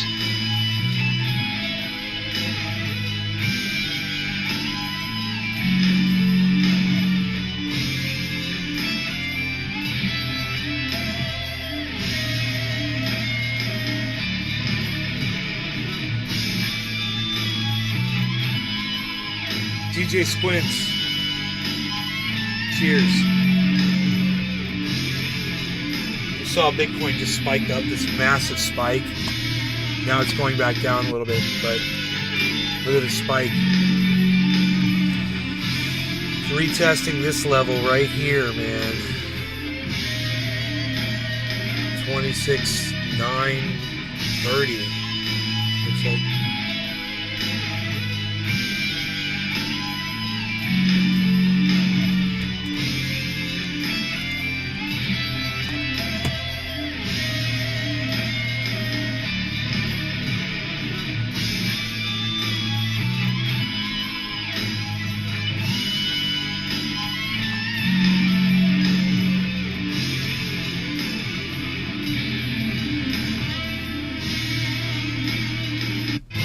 Yeah, he rocks. He rocks hard.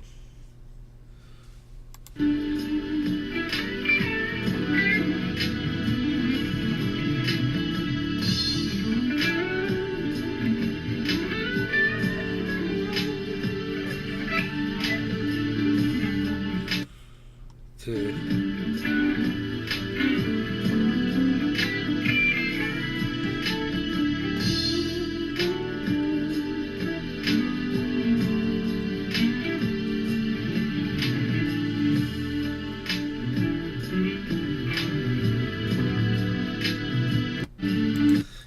Dude, I can remember playing the Journey video game in the arcade.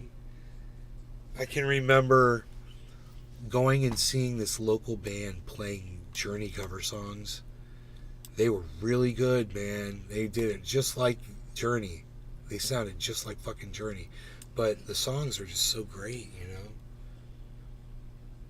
God, I was a kid.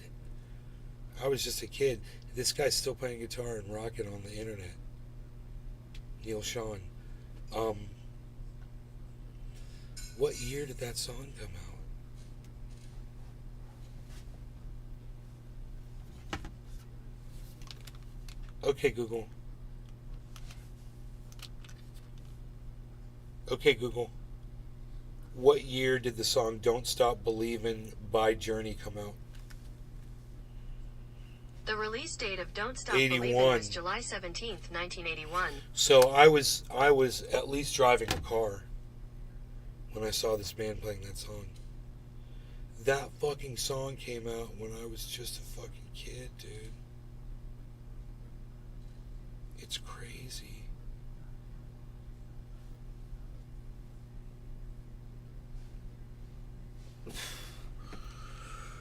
Dude.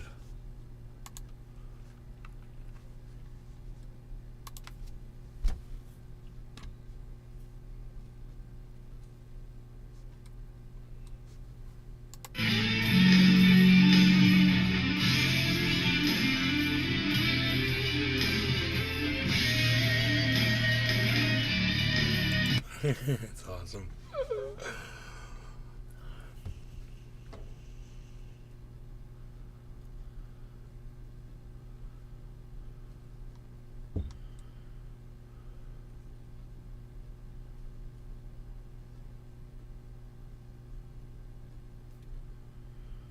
Oh my God, I'm so glad all these people have the energy to fight and scream out on Twitter. They have much bigger followings than me. No one hears my shit on Twitter. Dude, it went back up. Look at this, guys. 968. Look at that, guys. It's almost back up to 27,000. You think it's going to hit 27,000 again? 977, 978. I think it is, no problem. Here we go, folks. 3 and a 15 quarter 2 2. Let's get to 27, folks. 5 and a 15 2 2. 15 quarter 5 5 15 quarter 5 5 15 quarter 2 2 15 quarter 5 5 15 quarter 10 15 quarter 2 2 15 quarter 5 15 quarter 5 5 9 7 7 3 and a 15 quarter 10 10 15 quarter 5 5 15 quarter 2 2 15 quarter 5 5 15 quarter 2 2 15 quarter 5 5 and a 15 10 10 15 quarter 2 2 15 quarter 5 5 15 quarter 2 and a 15 quarter 10 9 78 3 15 quarter 2 2 15 quarter 5 5 and a 9 66 5 and a 15 quarter 2 2 15 quarter 5 5 5 and a 15 10 10 and a 15 2 2 and a 15 quarter 5 5 and a 15 quarter 10 10 15 quarter 5 5 15 quarter 2 2 15 quarter 5 5 and a 9 60 3 and a 15 4 4 and a 15 2 2 15 quarter 5 5 15 quarter 2 15 quarter 5 5 and a 9 61 23 2 and a 15 10 10 15 quarter 5 5 5 9 61 48 2 and a 15 10 10 9 9 62 84 2 and a 15 quarter 2 2 15 quarter 5 5 15 quarter 2 2 15 quarter 5 5 9 61 2 and a 15 quarter 10 10 15 quarter 5 5 5 15 quarter 9 61 62 2 to 9 69 5 and a 15 2 2 we're gonna get back to 9 70 2 and a 9 65 2 and a 9 60 9 80 2 and a 15 10 10 15 quarter 5 5 15 quarter 9 9 82 and a 15 quarter 86 9 86 5 and a 15 quarter 10 15 quarter 9 86 might see 27,000 here, folks. 3 and a 15 quarter 10 15 quarter 9 98. Here we go, folks. 2 and a 15 quarter 10 10 15 quarter 5 5 5 and 2 and a 15 10 10 and a 26 9 97 2 and a 15 quarter 10 10 15 quarter 5 5 15 20 27,000, folks. I do it with my auctioneering voice.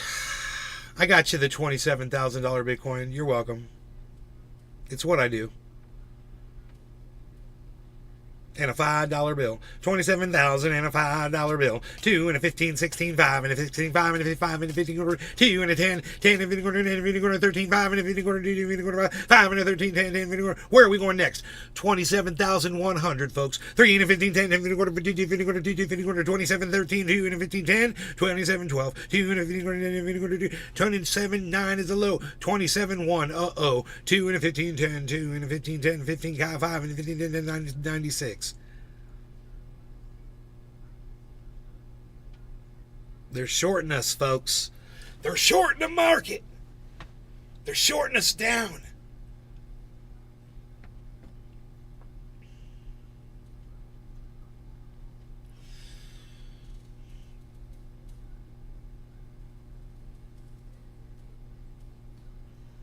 We're way up right now, though, on that 24-hour chart. Hitting the 24-hour high. You're welcome. We got all the way up to 27, 100 something, I believe. It may have even gone higher. Here, I can look. It'll say right here. The 24-hour high is now...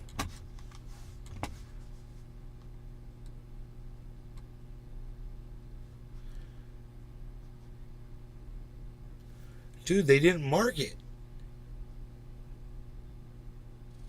It says high, 26,969. It's so funny, and it's at 27. It hasn't updated yet. Weird. That's weird. I mean, I can leave that on. That should update. I should refresh the page.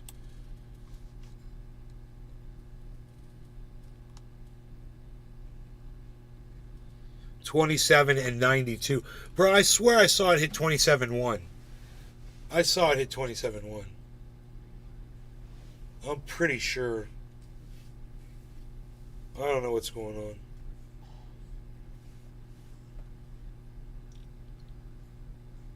Did I hallucinate that? It's on. I think it's on the show, if it did.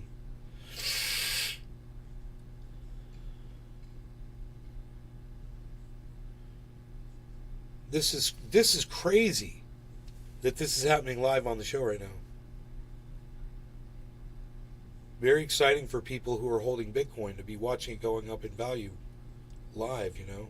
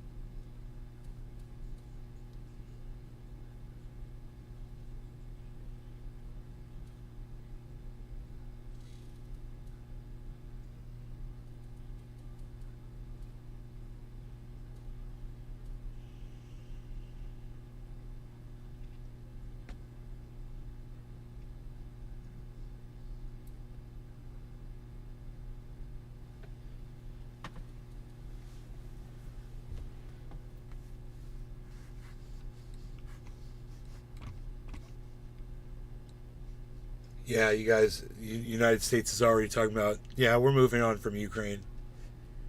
We're not going to fund that anymore. Did you guys hear that shit? Term support when, but you don't want to be trying to bake in long-term support when you're at the end of the rope. And in Ukraine, on the Ukraine funding, we're coming near to the end of the rope. I mean, Huh. That's coming from the White House. We're coming near the end of the rope with Ukraine. Huh.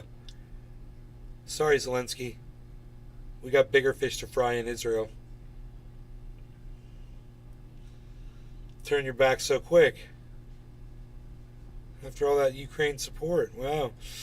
How quick are people going to take down their blue and yellow flags? You know?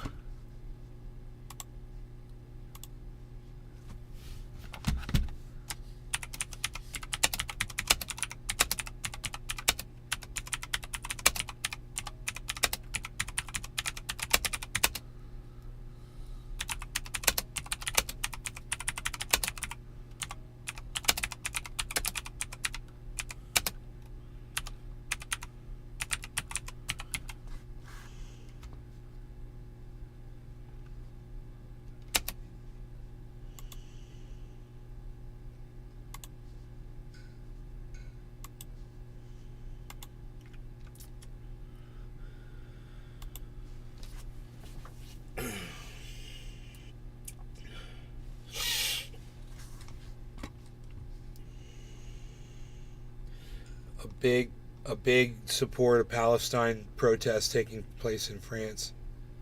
Thousands of people. Tula Tetro. I'm back.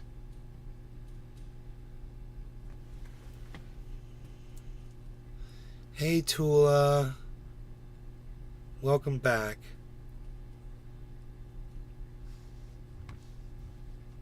Bitcoin's at 27,000. We're just watching this craziness. There's some serious craziness going on right now. And Ant 72786 purchased $10 of Bitcoin today for the first time in his life. And his $10 has already gone up in value since he bought it. He had to pay a little fee, but that fee is going to get covered as Bitcoin goes up above. Now that it's established this where it is right here, it's going to keep moving up. I'm assuming it's already made this giant. It already retested the downward and it came back up. Looks like it likes 27,000. You know? Let's see what happens. Let's see what the low is going to be here.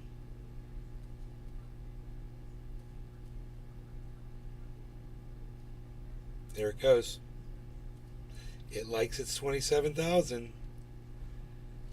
That's a good support sign. We'll see how much bouncing it does at 27.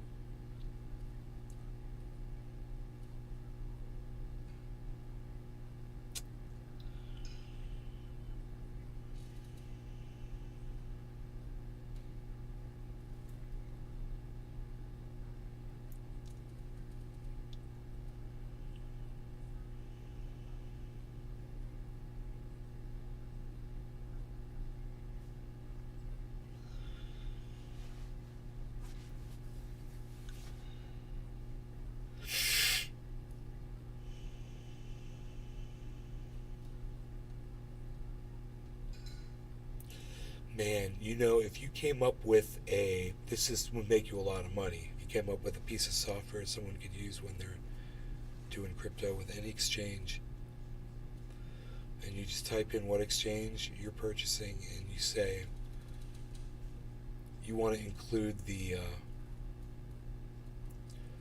whatever the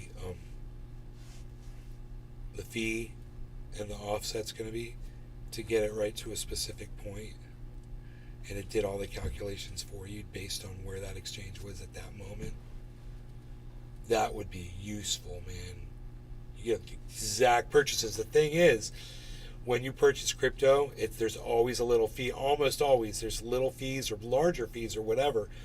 But it's like you don't get exactly what you get, like what you ordered. So they take a little bit off.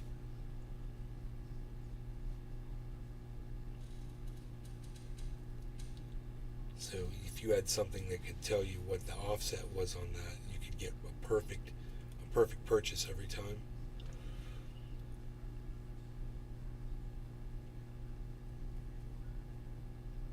Instead of having to calculate every time you try to make the purchase.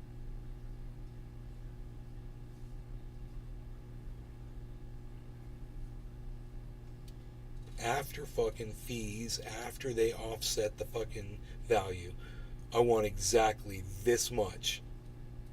You know, I want a single fucking Bitcoin, or I want an entire tenth of a Bitcoin, or a third. You know, 0.333333333 of a Bitcoin.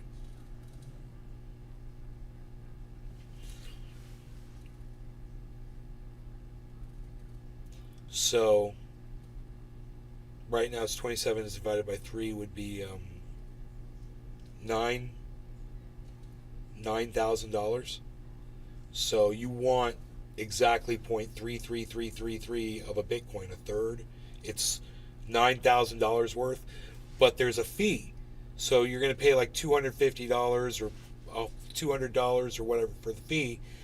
And depending on if you pay for it or if they take it off of the amount that you're getting.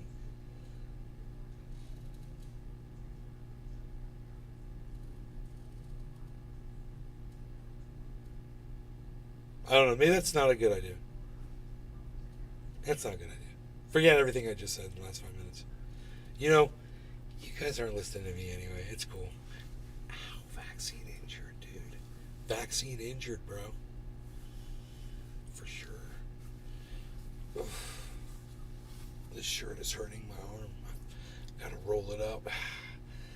And, since it looks like that on that side, I might as well roll it up on this side too, so it looks even. I don't like things being uneven. Yeah, that's better.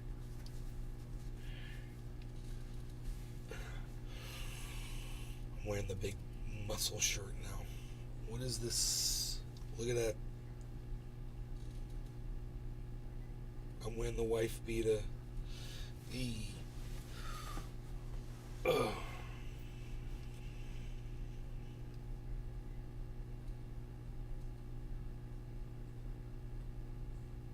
Tula Tetro. Springsteen style. That's all you had to say. That is all you had to say.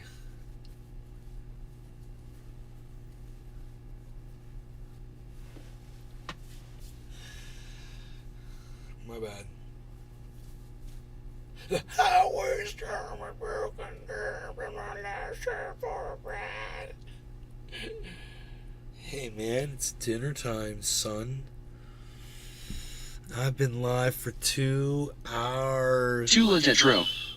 LMAO. I got pizza. I can put in the toaster. It's pretty damn good in there, man. It's really good.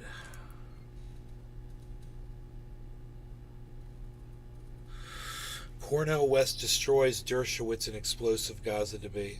Tula Tetro. MMM pizza.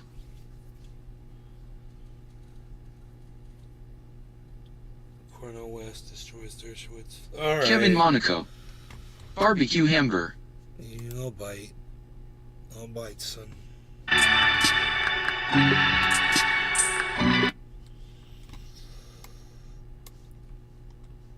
Top chat.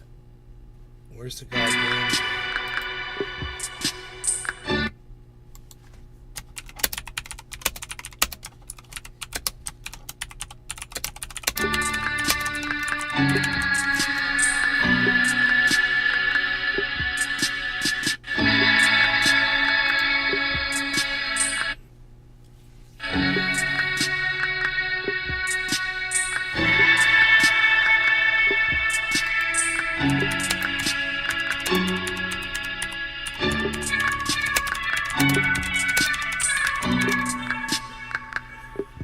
We're going to simulcast this.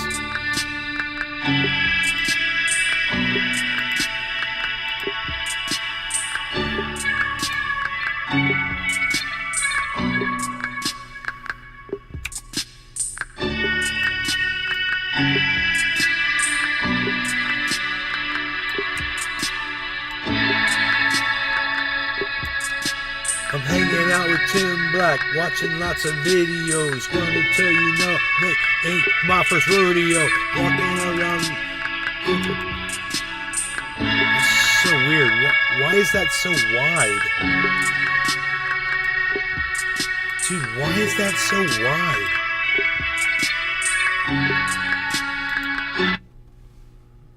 $480. That is so weird that it's like super wide like that, isn't it? It's like widescreen. I'm so confused right now. Oh, I see what's up. Cornel West has been very plain. He supports Palestinians. And yet we have...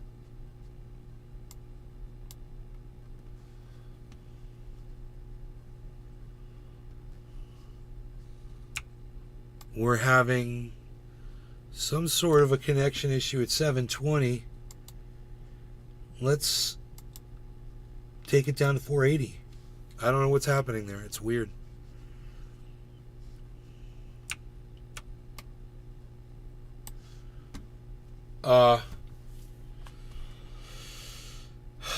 Let's go watch this on Firefox.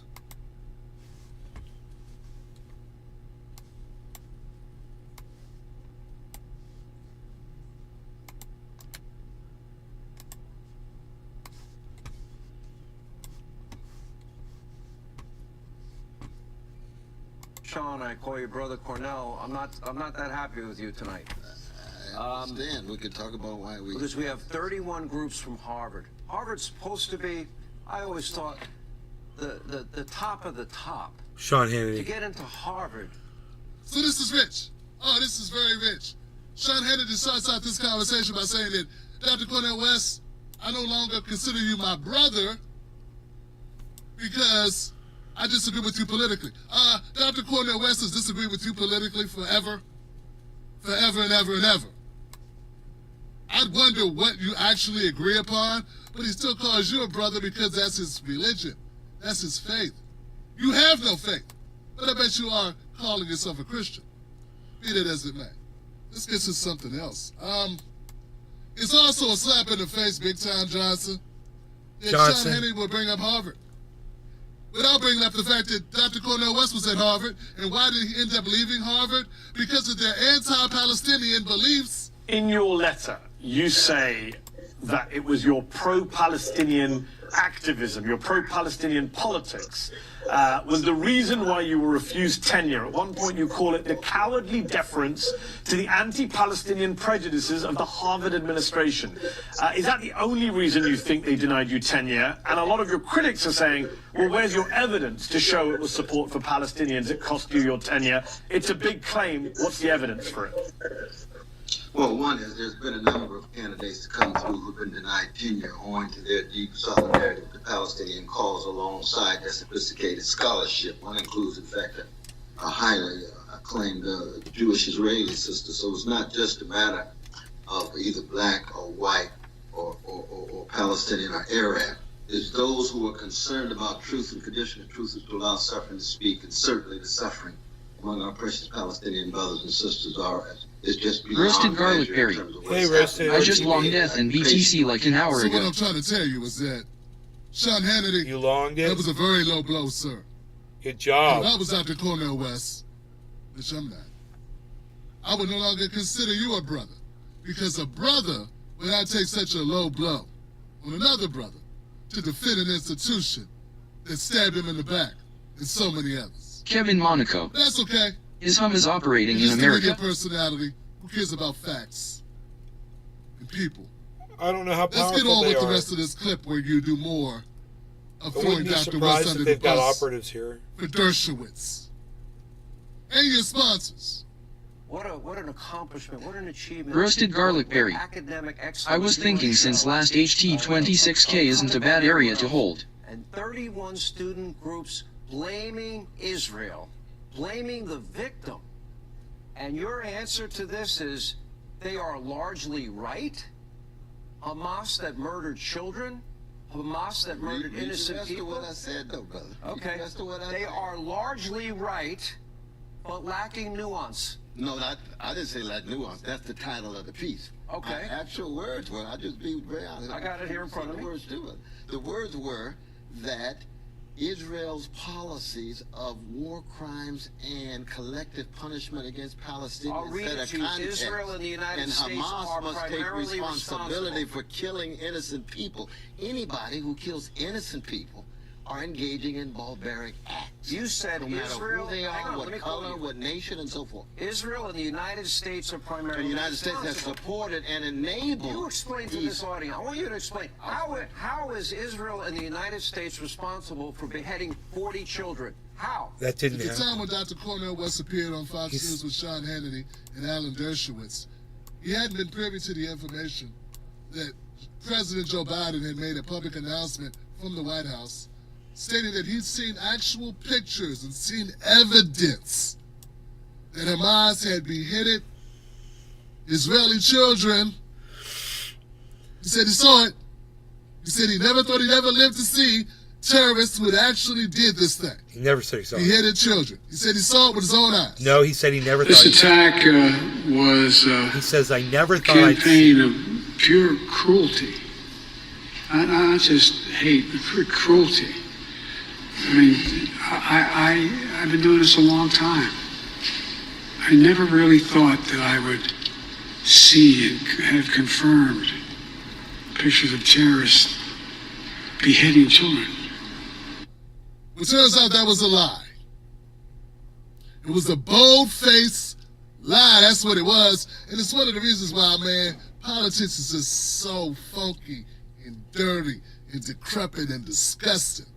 And anybody who's willing to go into the arena, you gotta give them a little bit of respect just on the fact they're gonna deal with lies like this.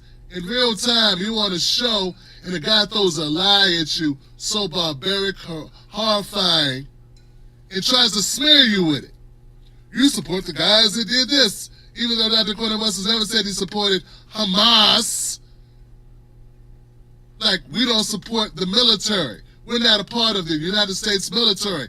The guys at Guantanamo who were torturing, that's not you as an American. Kevin Monaco. The same thing goes to Hamas. He's got nothing, so he Palestinians. brings up children. Hamas is an organization. Palestinians are a group of people. That's not the same thing. You can be Palestinian and not be in Hamas. You can be Palestinian and not support Hamas. But I'm gonna go ahead and let this go, guys. I'm so sorry. It's just so pathetic what Sean Hannity does here. The gaslighting is going to be continuous against Dr. Cornel West. And frankly, he doesn't deserve it. Were that Israel's policies of war crimes and collective punishment against Palestinians I'll read set it a to you. context, Israel and the United and States Hamas are must take primarily responsibility responsible. for killing innocent people. Anybody who kills innocent people are engaging in barbaric acts. You said no matter Israel, who they hang are, on, let me what quote color, you. what nation, and so forth. Israel and the United States are primarily The United States has responsible. supported and enabled. You explain to these- this audience. I want you to explain. How is Israel and the United States responsible for beheading 40 children? How? I'm talking about the context. 545 Palestinian children died in August 2004. Not one American said a word. I believe a Palestinian baby has the same value as an Israeli baby. So when you have that kind of vicious hatred and revenge, you get response of hatred and revenge. They are all wrong. They're all war crimes. They're all to be condemned. But you cannot simply look at this particular moment without the larger backdrop of an ugly occupation and the ugly attacks chronically against Palestinians. Those I are want to give not my- your words. Largely right. Israel and the United States are primarily responsible for this attack. Professor Dershowitz. Well, I complained when Palestinian children were killed, but I explained why they were killed. Here is one of the leaders of Hamas. For the Palestinian people, death has become an industry. The elderly excel at this, and so do the children.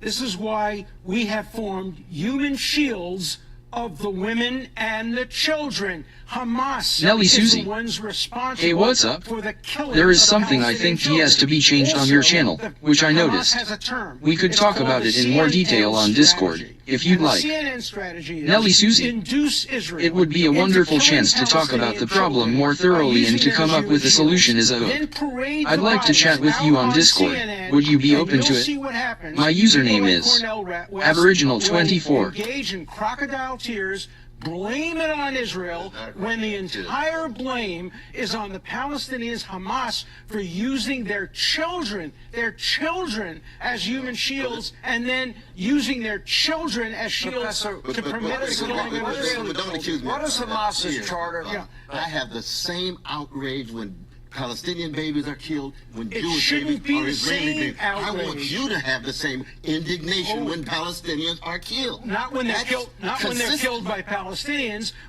You can't make Where's a the moral common comparison when Nazi kids were killed in the bombings of Dresden. I didn't have the same comparison when Jewish kids were put in gas chambers and crematoriums.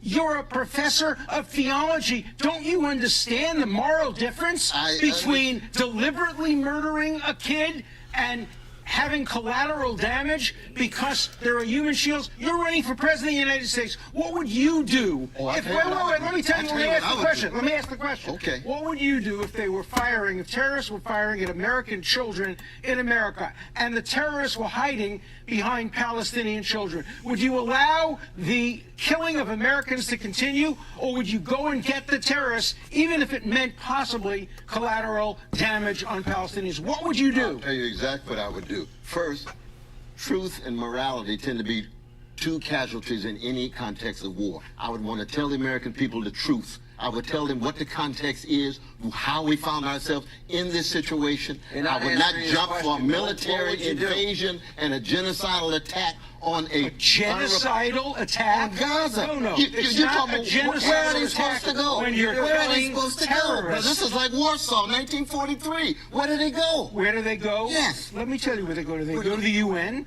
UN is from keeping Gaza to Geneva? They go to no. The UN has places in.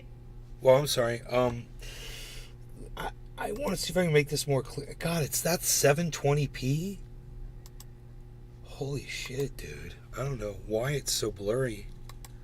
I guess Tim's in Gaza. They watching go to it in low quality. UN people have been killed in the last few days. They go to Egypt. They go. Egypt, how they wait can't a minute. get out? Let Come me on, make another brother. thing clear. No. Gaza City is very dense. Absolutely. But Gaza It is itself, the Gaza Strip, there's lots of room. The Israelis have said, get out of Gaza City. Go to Rafah. Go to Khan Yunis. Go to other places. And you know what Hamas With is no saying? water, no Wait food, a minute. no electricity, You know what all Hamas in is dark. saying? Hamas is saying, don't go. Oh, I'm not here to Don't defend go. Hamas. Well, you are. Oh, I'm not defending Hamas. Wait a minute. Don't you ever lie on me Did like you that, brother. ever- I'm defending the suffering of Palestinians. I want to hear how. and Hamas I itself wanna hear- committed war crimes. I want to hear you say. Anybody who commits war crimes are barbaric. I'm saying that explicitly, but I want you to say if the Israeli Defense Forces are killing children, No. are they barbaric too? Are they ever barbaric? No. If they target children. Yes. Have they ever targeted No, children? They have absolutely never never in the history 78 years. have they ever targeted a brother, child you got to get off the deliberately. crack pipe, man. Off the crack Dismissed pipe. the gaslighting displayed by Alan Dershowitz You got to are get off the something to behold. crack pipe, I don't think brother. I've seen this amount of throwing it against the wall and hoping it sticks, saying every horrible derogatory term, and then not let the guy talk, and then Sean Hannity also just cutting in, making sure the Dr. Cornel West does not get a thought out, not being able to express himself. And all they really did, folks, is the people that are discerning. I'm talking about critical thinkers out there. You're out there. I know you exist. You hear someone talking over, you know what? The argument is garbage. I also believe that most people are smart enough to realize that Dr. Cornel West is not saying Hamas is good. He's saying you cannot treat people this way. You cannot put people in an open-air prison camp under apartheid conditions for 17 years to just show up and say, get in the cell. You're in these confines. You do what we say. And strip them of their rights, their pursuit of happiness. Strip them of their ability to move around. Strip them of their ability to pursue goals, ambitions, to take away everything from them, to treat them like less than animals, to refer to them as less than animals. Monstrous demons, to demonize the people like that for 17 years, and then when a faction within those people rises up to go against you, and they do things that are wrong, of course, but what did you expect to happen? What do you expect to happen? Huh? What was the expectation of Alan Dershowitz of people that have been put in this position? See, Sean Hannity, Alan Dershowitz, and all the people that support Israel don't want to admit that Israel's wrong. You cannot cure for one group of people at the total decimation of another group of people and then call it justice. It's just not. It really sheds a light on how people view people who are oppressed. It just same thing they do to us, the same things they do to us currently. Any pointing out, any exposing it's not just is just of these isn't. issues. They say you're playing Boom. Say you're welcome, siding Tim. with violence, but they don't consider what they do as violence. It is violent to deny someone employment, to deny someone ability to buy a home, to deny someone right not to go to jail or trumped up BS charges. It is violent not to provide an education and health care. It is violent not to compensate people who have been under their jackboot for the last 300 years. Some type of reparative justice. That is also violence. But it's not seen as violence to these people. But at the end of the day, no matter how they want to twist it and turn it, spin it all around, Sean Hannity, Fox News, and other people that do this, all you do is prove Dr. Cornel West right when he said this. It's difficult to have a respectful conversation. Anybody critical, for the most part, of Israeli occupation views anti-Jewish and anti-Semitic. You get demonized overnight. And so it's very clear that those who are willing to step out are going to be targeted in a variety of different ways. I'm not the only one. I mean, Mark Lamont, there's a whole wave of folk. Any criticism of Israel is met with accusations of anti-Semitism. You gotta watch it. And no matter how complex the situation is I'm in here to Israel, help, brother. in Gaza, in Palestine, in Jerusalem, being unable to talk about it, discuss it, critique it, is a problem. It's also a device used to shut down dissent. All right, folks, thank you for watching this video. My name is Tim Black. Remember, like I always say, don't let nobody take your cornbread. And they say to you, oh, man, you watch that guy Tim Black? He gets loud. He gets bold. He says things that are just controversial. We love you. Tell him I said, it's a new day. Oh, right on, Tim. Oh, yeah. Yeah. Why can't I see the whole gosh darns?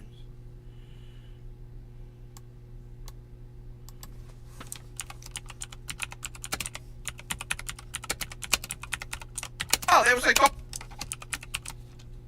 What the hell's going on? I was typing. Dude, whatever just happened. What?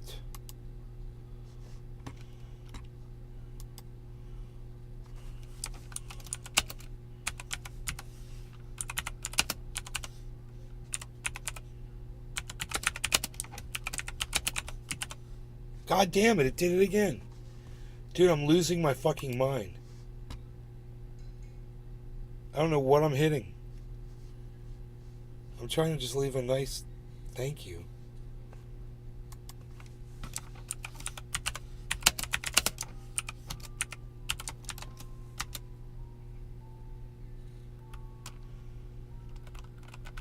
Fuck off. Peter Schiff. Okay, I'll go watch Peter Schiff. Whatever. the barbarous relics that he wants to buy. I mean, since when is Bitcoin a barbarous relic? I mean, it's barely been around 10 years. I thought you had to be around for a long time to be a relic of the past, right? Which is how people characterize gold.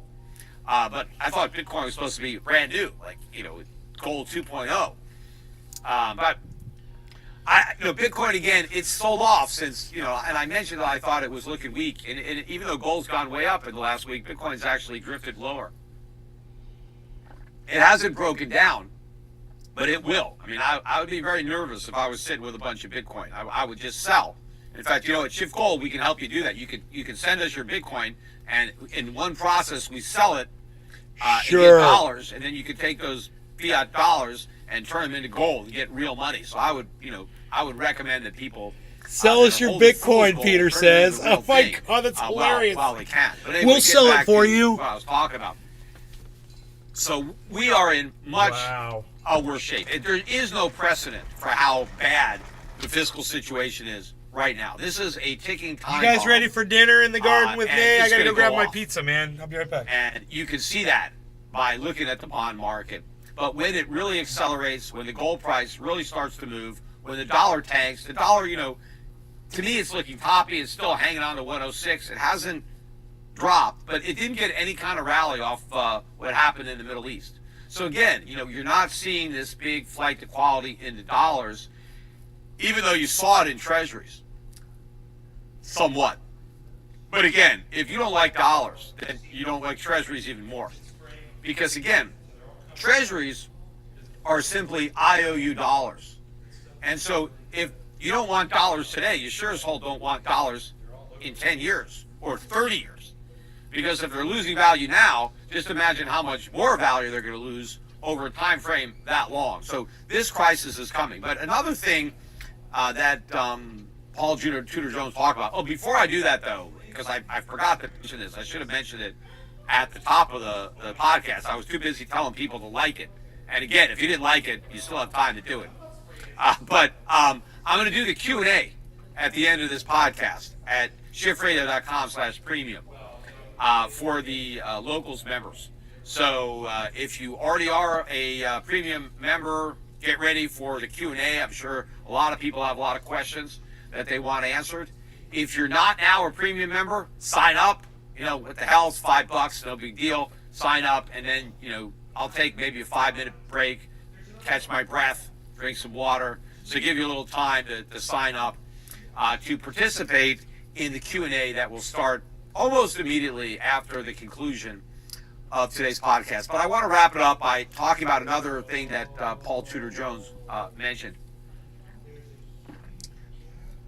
He was talking about the fiscal situation, again, sugarcoating it, but saying we need politicians with the courage to do something about spending, do something about the budget deficits, that we can't stay on this path. It's unsustainable.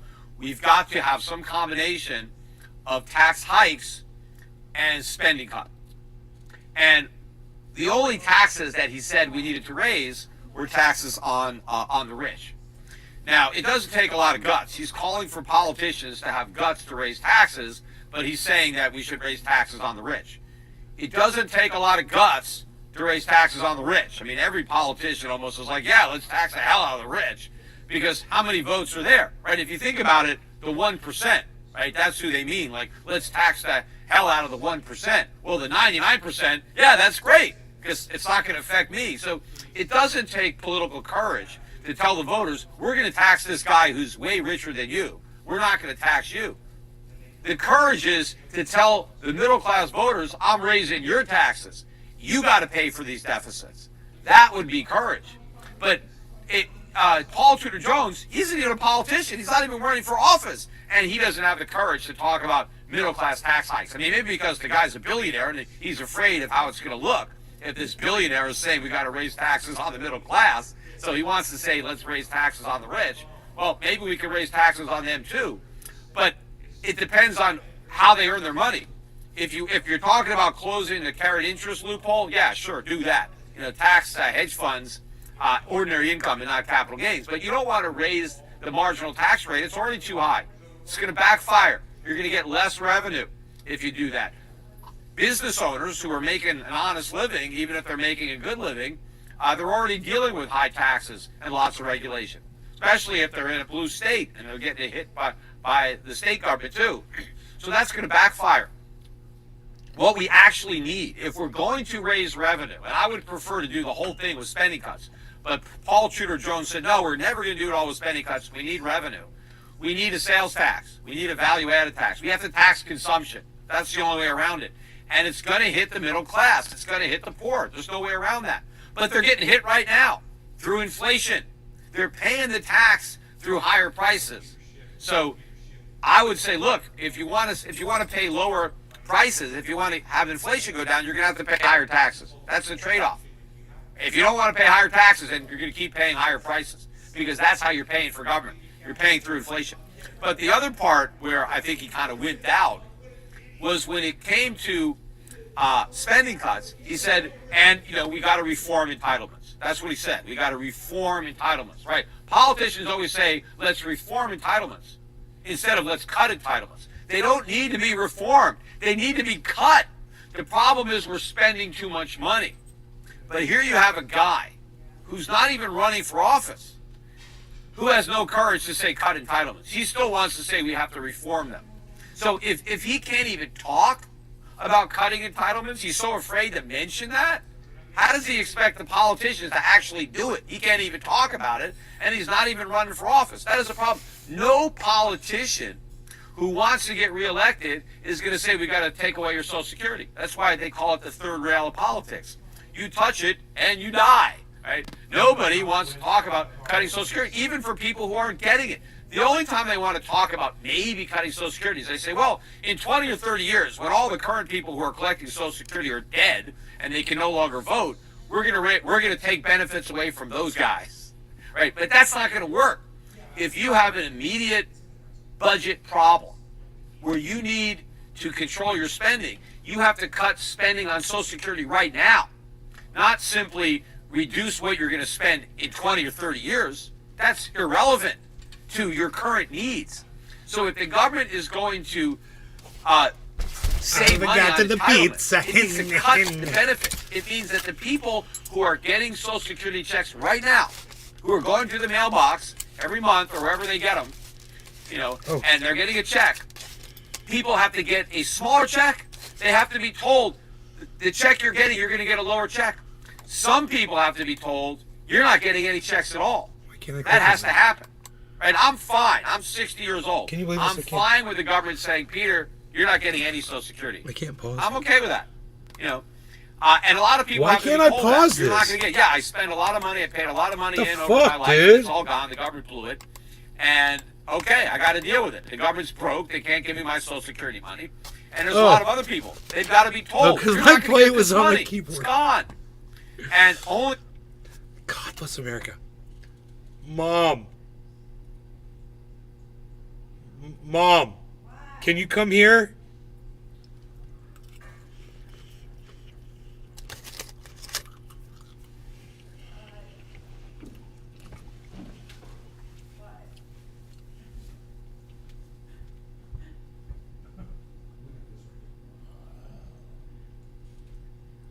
You see this tall palm right here? Yes. What do you think that is? A weed. What? I think it's a weed. You think it's pretty? Yeah, it actually is. You mean the real tall? Yeah, one? we've got that empty pot now. Oh, you want to put it in? Yeah, and we can put that somewhere outside, I thought, because it's Yeah. huge and tall, but I think it's a Yeah. broadleaf plant. I don't know if It it's. doesn't look I like don't a know weed what the to hell me. it is, but you can take a picture of it and find out what it is. I can't. Yeah, I know. remember how I've to got do it. I've got it on my phone. I Oh, can you do that. do? But I'm just saying, I mean, if it looks like that, we put it out Yeah. in a that's spot fine. where it can grow big. Put it over there where Yeah. the other pots are. Sure. Yeah, or we could put it right on that square in the middle of that broken Okay, square. Yeah, whatever you want. It'd be interesting. That big pot, you mean that's out in the. It might turn out to be a really pretty. Yeah, who knows? Tree I don't right know. there. It is pretty, actually. I don't know. Gertrude might know what it is. What else was I going to say?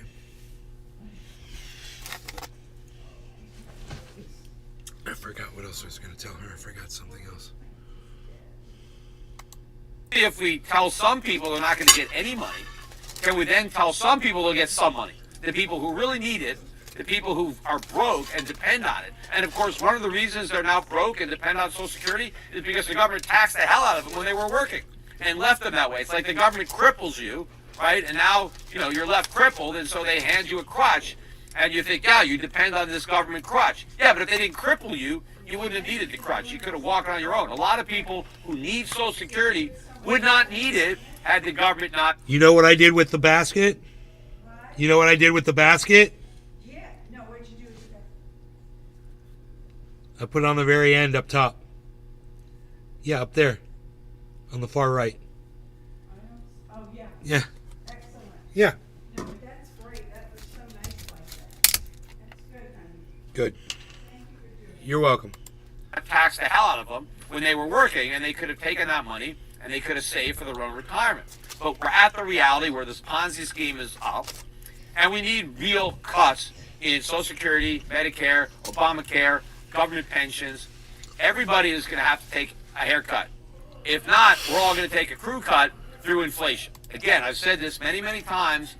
The government is broke and it can't pay. It can't pay its bondholders. It can't pay Social Security. It can't pay Medicare. It can't pay anything. The only question is, how is it going to default? The honest way or the dishonest way?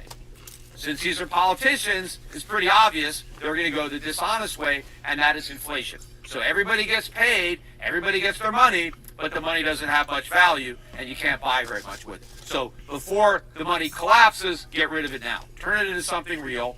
Buy real money, buy some gold and silver. Dude, the chat is Stock hilarious. up on things that you might need in the future that may not even be available. Buy them now, and if you have a decent portfolio, send it to me to manage, right? Send somebody to Europe Pacific Asset Send it to me to Management, manage. and let's get you out of harm's way, get out of dollars while they still have value, and build a meaningful portfolio that will deliver real purchasing power. Anyway, that's it for now. Have a great weekend, everybody, and you premium members, stick around. We'll be right back. And again, don't forget, if you didn't like this video, like it, subscribe to my YouTube channel, leave me a comment, and we'll keep this podcast growing, and more and more people will start discovering the Peter Schiff Show podcast. Thanks, everybody.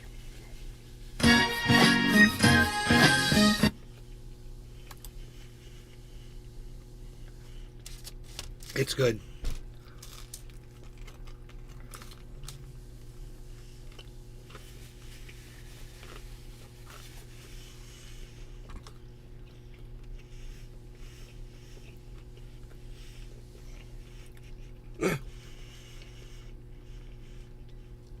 I saw this guy makes like a really bad podcast, like a really bad. It's like a kid put it together. But he takes himself really seriously. And I think based on that alone, it has value.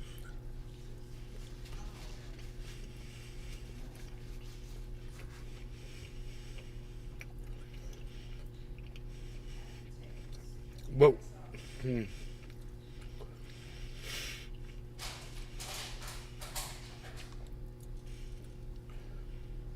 So maybe we can listen to this first, and then we can listen to something else. Tula Tetro. Roggy. You guys have to see how this guy's just like, oh my god. Okay, hold on.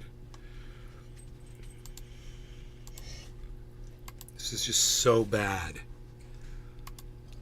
Look, he's got a countdown clock at the beginning of his show, the beginning of his upload.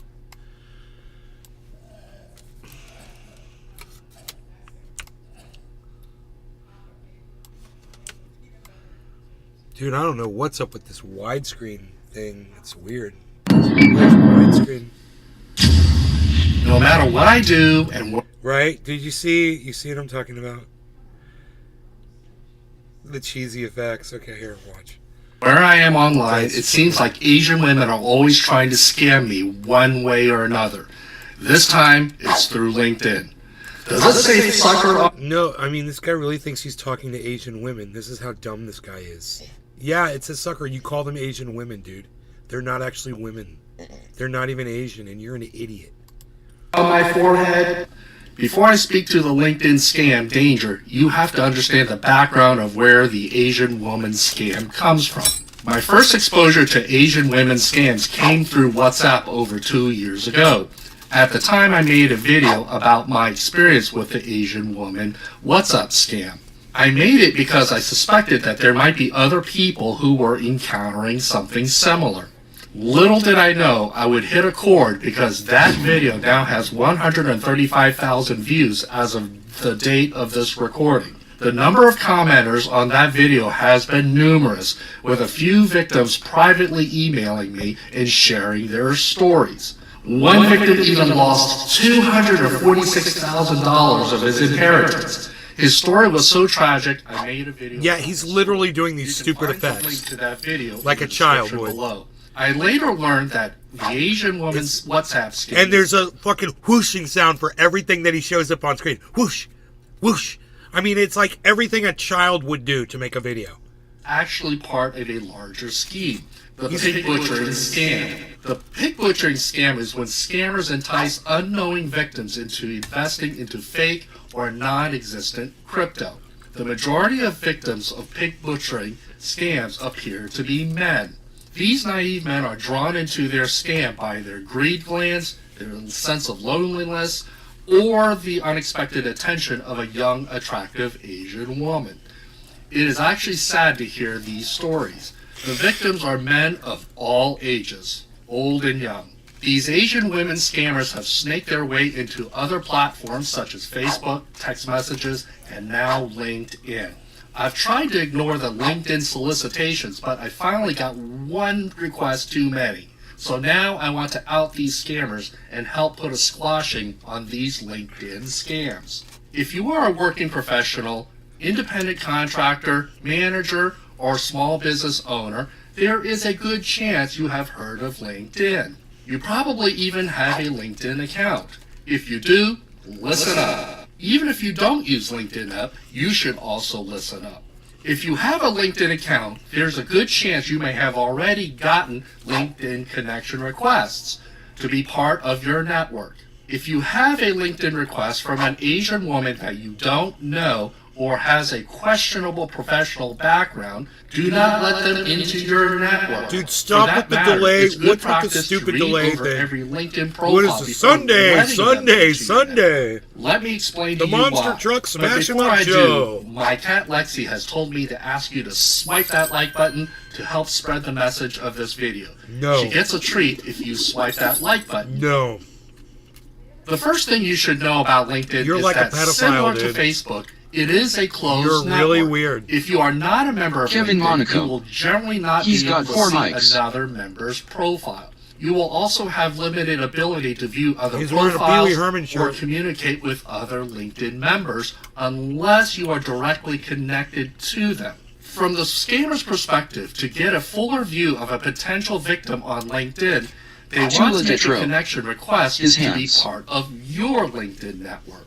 Once they are a connection in your LinkedIn network, they can see your full profile. They can also see other LinkedIn members and how they are tied to you, and even those members that are indirectly connected to you. This is normally a good thing if you are a Weird. LinkedIn user with legitimate networking intentions. However, scammers will abuse this and gather information about you, your work, your employer, your business, and of course, your other connections. LinkedIn will provide these scammers with a roadmap to other potential victims by virtue of their connection with you. One thing I do want to point out is that people who set up LinkedIn accounts generally have a higher professional status than those that don't. And I don't mean anything insulting by that. For example, if a person is a bus driver, housekeeper, or mechanic, they probably won't have a LinkedIn account to network with other members. That's just not how they get their employment. However, if you are a manager, developer, business owner, entrepreneur, lawyer, or any other kind of higher status or educated professional, there is a good chance you will have a LinkedIn account. The whole point of LinkedIn is connecting with others who are career, business, network, and opportunity minded. This is a ripe environment to sleazy scammers, but dangerous to a naive or trusted LinkedIn member. I often see LinkedIn members collect huge numbers of connections indiscriminately, which always makes me cringe. Whereas on my LinkedIn profile, you will see far fewer connections because I tend to restrict my connections to people I know. LinkedIn members, especially professional men with good paying jobs, are ripe pickings from Asian women scammers. There are some basic patterns to look out for of a suspicious Asian woman LinkedIn account. These are based on a dozen LinkedIn requests I've received from various Asian women. Here's the first red flag, bro. A woman, any woman, is interested in talking to you specifically. There's your red flag, bro. Almost always use attractive photos. The women look like they are in their 20s or early 30s. All these women seem to list 1 or 2 jobs with some high-profile company. Another thing I see is that the women list a high-profile college or university as part of their educational background. Their LinkedIn profiles tend to be very simplistic and lack any depth of history if you really pay attention. Their initial messages are along the lines of wanting to work with you or having you be a mentor to them. What happens if you let the scammers into your LinkedIn network, that they will then try to get your phone number so that they can text you. Or they will try to steer you towards WhatsApp so they can text you there. I rarely hear of any Asian woman scammer asking to email directly. Everything I have heard so far is all about getting your phone number. Once they get your phone number, they will want to text you through SMS or WhatsApp. You can expect that they will try to run you through the pig butchering scam. It really is a wash and rinse system for a lot of these scammers. Stop and doing while that, they're working you on idiot. you, they are expanding their list of You're like a potential child, victims man. through their LinkedIn connection with you. If you have a LinkedIn account with numerous connections, I suggest you go through your list of connections and look out for these LinkedIn profiles from Asian women with suspicious background information and get rid of that connection. Even if you are not at risk of being fooled yourself, your other connections might not be so savvy. If you remove suspicious LinkedIn connections from your LinkedIn profile, you can help restrict them from trolling around LinkedIn further. Please be safe. Always keep your guard up. If a stranger reaches out to you for no good reason, your guard should automatically be up and you should be suspicious. If you want to learn more about other scams I have reported on, click on this to learn more about different financial scams. Remember, swipe that like button to help spread the word. And thank you for watching, and I will see you in my next video. You're so... This fucking dog is so cute. Pig butchering scam. It's a scam in which you Chula will Tetro. meet someone on an Hamaragi. online dating website, and then they will convince you to buy a lot of Bitcoin, especially Bitcoin, not any other cryptocurrency, but Bitcoin, and send it to them. Bees. And it sounds super stupid, but it's true, and a lot of people have fallen for it. I Wait. have been checking the Wait. Bitcoin address of the person who scammed me. Wait. And Wait, whoa. they've been taking a lot of money out of other people's soul. No, wait. Bitcoin, especially Bitcoin, not any other cryptocurrency, but Bitcoin, and send it to them. And it sounds super stupid, but it's true, and a lot of people have fallen for it. I have been checking the Bitcoin address of the person who scammed me, and they've been taking a lot of money out of other people, so it's not just me. And hopefully you'll watch this video in time. It's so frustrating you'll when you can see the address fall and there's for it. nothing you can do about And it. if you do, I just want to let you know that there's still hope, that there's still a chance to get your money back. But you'll have to be very, very smart. You'll have to outsmart them. You will see why I was able to, thank God, get my money back. It was a nightmare. It was a very dramatic roller coaster, but I outsmarted them. All right, so let's let's just get to it because it's a long story. I'll try to make it as short as possible. So anyway, so I met this guy on Grindr almost a month ago, and he was Chinese. Every time I quote this stuff is because I'm still not sure if this is true or not. But basically, his name was Carl. His profile. So I had just come out of a relationship that didn't work out, and I was very, very disappointed. I really wanted to be in a relationship where we both took care of each other. So I was kind of vulnerable. And when I met Carl, he said, I'm looking for a boyfriend. And I was like, okay, that's what I'm looking for too. So then we moved on to WhatsApp. He said, are you on WhatsApp? And I said, yeah, sure. Oh, there it is. So, I mean, I already had WhatsApp. And, right to WhatsApp. He told me that he worked for, I told him I'm a server at a restaurant. And he said, I also have a restaurant. And then he sent me a couple pictures of his restaurant. And he said, and I'm here in the US. I've been here for 2.5 years because I want to explore the market and see if I can set up another restaurant here. And then he sent me another couple pictures and he said, okay, this is the other restaurant that I have. And I was like, oh, so you don't work at a restaurant? He said, no, I own the restaurants. And I was like, wow, that's pretty cool. And then we talked about our hobbies. I'm a person who really likes learning about everything. So when he said that he traded Bitcoin, I was like, okay, I've never heard of that. I just buy it and hold it. So I thought, okay, so that kind of like piqued my interest. Oh, and also he said, I started with 100K 3 years ago, and now I have 900K. So to me, it sounded like he really knew how to trade, right?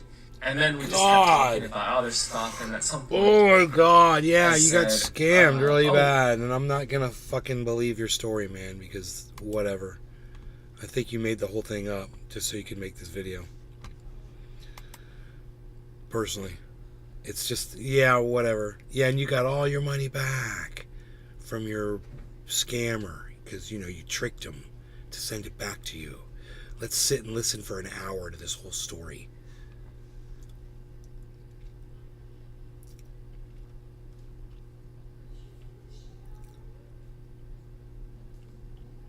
Stocks crashing. Here we go.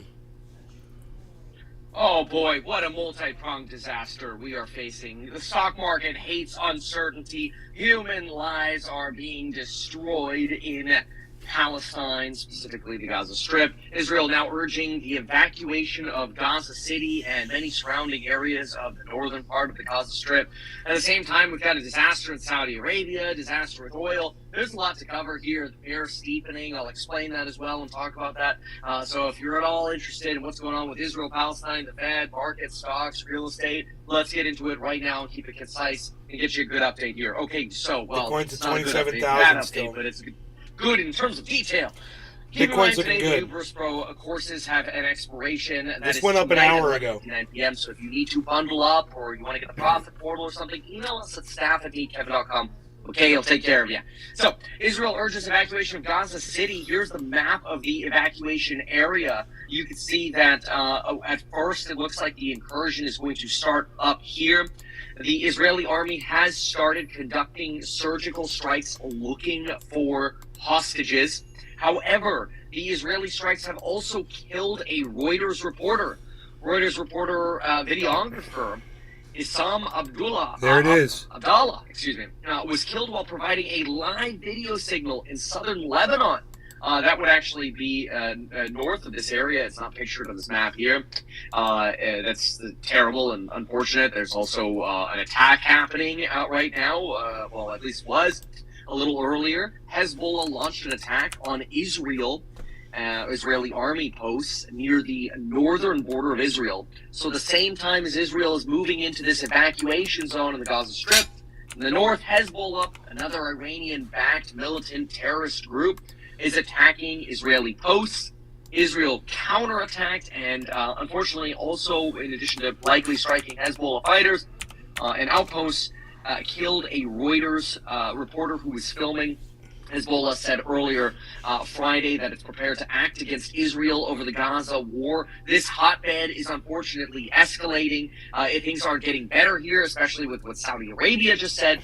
Yesterday, Saudi Arabia was, hey, you know what, we'll just increase oil production. Don't worry about it. If Iran produces less oil, we'll produce more oil. Well, now all of a sudden we've got talk that the Saudis are actually pausing their Israel normalization intentions. This is actually a big deal. Israel and Saudi Arabia have long hated each other or haven't got along. And I don't mean to apply this to every single person there, but let's just say things haven't been good.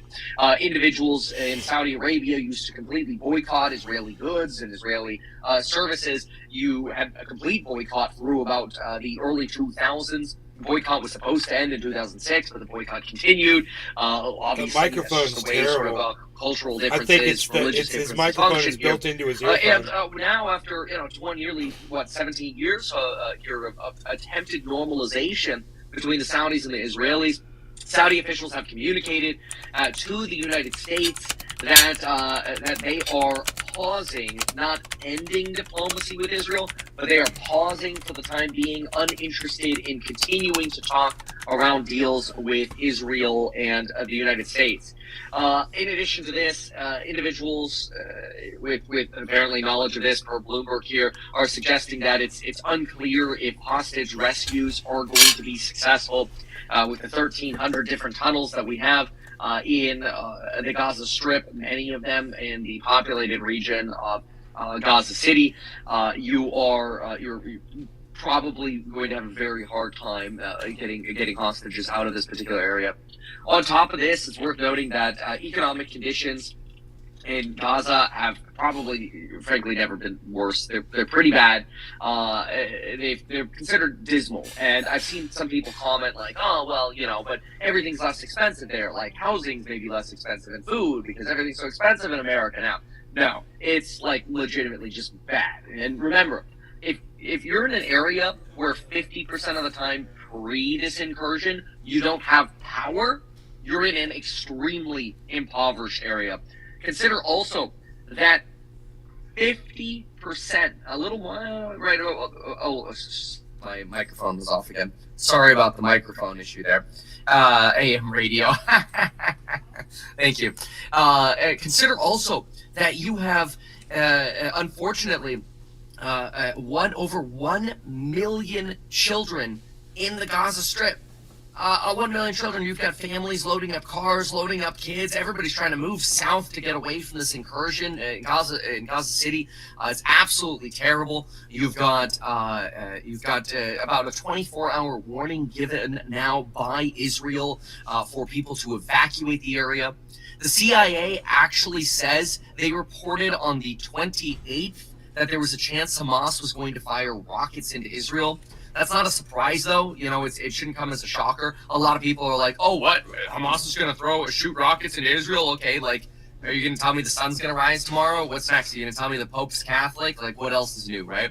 So I think a lot of people, even within the CIA, got a little complacent here with this idea that, well, of course Hamas is going to shoot rockets. That's like what they do. So you kind of had some complacency, apparently, within the CIA. However, a second report that came about a week later built on the first one, and was more analytical. And the October 5th, the daily CIA summary that was distributed widely to policymakers, like people in Congress and otherwise, suggested there was a likelihood of some kind of attack from Hamas within the next 7 days. That's exactly what ended up happening, unfortunately, and yet again, nobody paid attention to it. So it looks like it wasn't just the CIA that was warning about this potentially coming.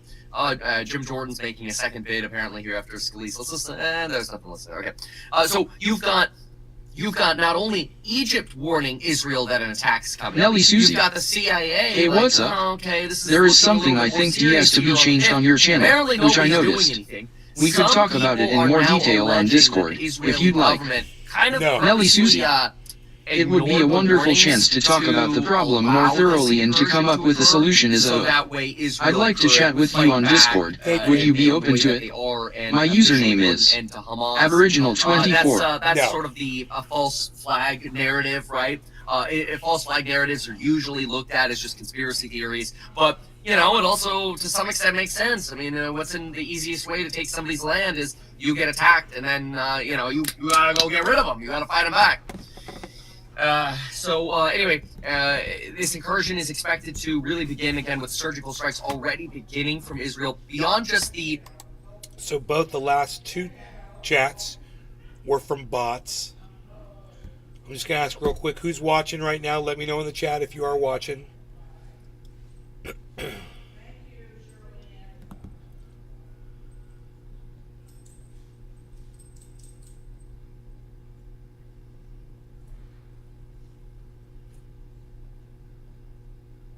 Kevin Monaco.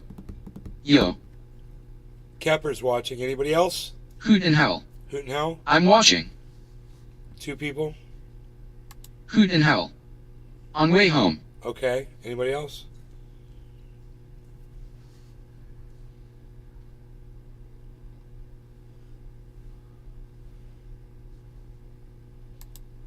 Scammer versus scammer showdowns are here, and they're using my investigations to try to hype their fight? Alright then, I guess I'm going to use their fight to hype their crimes. Or at least what should be crimes. Let's break this down. Yo, you don't read contracts, huh? No. No, that's I what get people to do that for me, buddy. You Not got like caught you. for scamming. Where were those people when you got caught for scamming? I didn't scam nobody. You were Oh like, yeah, you literally signed a yeah. contract that said I am agreeing to scamming my audience. You pay your fans back? Scamming You pay your Dennis, fans huh? back? Dylan, the difference between you and What I is what? I'm rectifying my situation. How? And I didn't How? scam anyone. How? I never made a single token. Me either. Dollar. I never Yeah, sold my a token. Nah, bro. My This will You prove bought that itself. private jet with people's And I'm money. rectifying my situation actively. You scammed your audience on 20 separate occasions. 20 separate occasions. Community notes checked your bro. Okay, yeah. Quote unquote. Dylan Dennis has also scammed his audience on How come I several ratio you? occasions. I ratio you every single time I tweet you. Alright, this clip is amazing. I ratio you Like, every time I Christmas tweet. came early for me, and Santa got me something I didn't even know I wanted.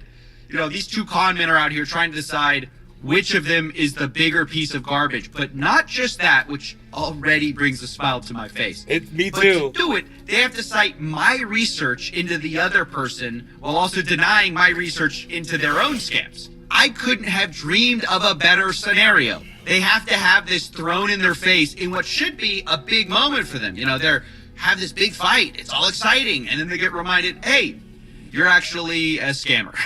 Like Logan might have artist in his Twitter bio, but I love to remind him that the real kind of artist he is a con artist.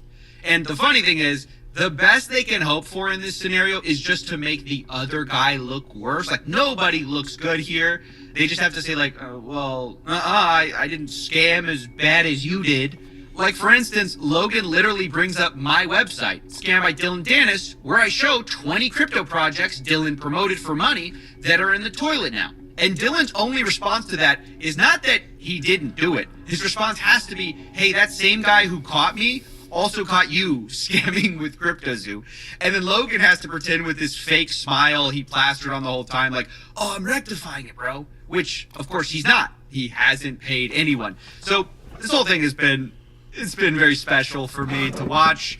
My evidence pay get your thrown in their fucking face victims by back. another guy who also got These caught. guys need to be held But accountable. As funny as that moment was for me, I didn't want to just leave it there at this level of drama. Because right now, that's what this is to them. It's drama to use to hype a fight. Which scumbag will get knocked out? Pay to find out. But I think that's the wrong place to leave it. Because people are just gonna get carried away with this rivalry thing like, oh, I hate Logan more, so I gotta support Dylan, or vice versa. You know, I've seen a lot of that. They think just because Dylan Dennis is dunking on the guy they don't like, Logan Paul, that he's super cool now. Or they think Dylan's gone too far with Logan's fiance, so I support Logan now. If you think either of those things, you're being conned. I mean, that's the grift. Why do you think they got the two most unlikable people on the planet to fight? They want to make you pick a side. When the truth is, they're just both terrible. And so, in the spirit of talking Poor about little their scams, fucking- since they brought it up, Little fucking I wanted to remind people about CoffeeZilla, that, what dude. they're These really about. monsters he Dylan has to Dennis, tell as you. we said, promoted 20 crypto scam projects for money. But the funny thing is, I don't know if I emphasized a lot, we stopped looking after 20. I mean, trying to find the total number was like counting raindrops. And here's more scams that we missed just to prove my point. And more, and more, and more, and more. And then on the other side of the table, you have Logan Paul, who tries to pretend CryptoZoo was his only scam, and he never profited from these scams. But that's not true. Take Dink Doink. He pumped and dumped that meme coin and made money. Here's him Doink. buying it. Where's Billy then at? He promoted it, and then he sold it. He also hyped up Elongate, and then dumped that coin. It's all good. Elongate made me rich. Elongate, baby. Let's go. Elongate token. Here he is pumping and dumping another coin called F Elon. Made about 100K with that tweet. So this guy is not some one-time scammer or somebody who got mixed up with a bad person. He is the bad person. And there's even stuff I have in my files, which I guess I'll just drop here, even though it probably should be a whole separate series or video. I'm just so bored with this grifter that I can't be bothered. You know, it's just after you document the, fifth or sixth thing, it's kind of hard to get excited about it. But I'll put it here. Did you guys ever hear of when he promoted this crypto coin called OMI? OMI, I think, is like another one. Bro. Am I good? What are you saying? You have the same weird little coins that no one's ever heard of yet as me. Yes, you have OMI? Yeah, bro. Shut the shut up, dude. No way. This totally isn't planned at all to pump this coin so we can make money on our young audience. Now, I know you might want to give them the benefit of the doubt there, but that reaction was so fake that even their co-host, Mike, who's Logan's whipping boy, can't help but be skeptical that this was all a little too rehearsed. I want a bunch of that because I like that one. Pokemon! Yeah, dude, definitely talk about that. No, on my kid. On my kids, we've never talked about. What a charming guy. Well, what if I told you I had video evidence of them talking about buying OMI, colluded behind the scenes before their podcast went live to you guys? Yo, Ben, we need some more of these Kobe's. Please, bro, please. EOD, if possible. Yep. Because we have an episode going tomorrow where we are very highly of OMI. And we're surprised back on some cash. Let's go. Let's go. Logan Paul hanging out with the guy he's never talked about OMI with before. Remember, on My Kid's Life. And they say, hey, My we need Kid's to buy Life. more of these Akomi. Wow, dude. More. With as in evidence they proving bought that it he just... before, meaning they talked He would about literally it. swear on and his the guy they're children's talking to, by lives the way, over is Ben something he knew was a Gadenzi, who's lie. selling these coins What to a piece of influencers fucking human privately at garbage. a discount behind the scenes. On My Kids. And then those people, a lot of them would just dump it on the market and hurt retail. And worst of all, like, they mention the fact they know it's going on the podcast. When his daughter and that's gets the married, reason they should wanna play buy that it video early, clip at because her they wedding. know, quote, I wouldn't be surprised if that caught some traction. It's just blatant market manipulation. But some people might say, hey, don't be so critical. He did say not financial advice. OMI is not financial advice. You know what OMI's at right now, right? It's like fractions. It's hundredths of a penny. It's 0.003. They didn't pay me to do this. They should. I'll reach out to them, but We'll take 3 coins. See, he said not financial advice, and that he wasn't paid for this. Although he said he was going to try to get paid for this. Does that make it a get-out-of-jail-free card? Well, let's look at the impact. Obviously, insiders like Logan and Chase got in early and bought it up, realizing that it probably was going to catch some traction when they came out on this coin totally normally and not in a planned way. In fact, one guy sent in $852,000 right before the podcast, saying, we'll be on YouTube and I'll be pushing it hard on my socials as well. Logan then posts the episode with a cash emoji saying, broke to millionaire in 14 days, watch or bankruptcy. More not financial advice. And what happened next? I think anyone could have predicted. This is the price chart of OMI. The dot on the left is where they told you to buy. The miserable line down is where we are now. OMI is down 99%. No longer going to cannabis. Cheers, Meaning, everybody. if you put in $1, Smoke you'll rings currently for be worth everyone. Less than a penny. So, yeah, I could go on all day with these pump and dumps, these scams, these promotions that were paid and not disclosed. But the point is, with all this stuff, while it is amusing to watch these scammers call each other scammers, this isn't drama. In most societies, it would be considered, I don't know, like a crime. But, you know, for some reason, the crypto has the Justice Department confused. So I don't know what's going to happen, but Logan and Dylan have a very long history of scamming fans. So I'm not Just go on home either and of heat their it. sides. I hope they face justice for what they've done. Cheers. And I hope I've Cheers. hijacked a bit of the conversation, a bit of the Just hype in time, from their Udo. dumb fight to shine a light on their many, many scams.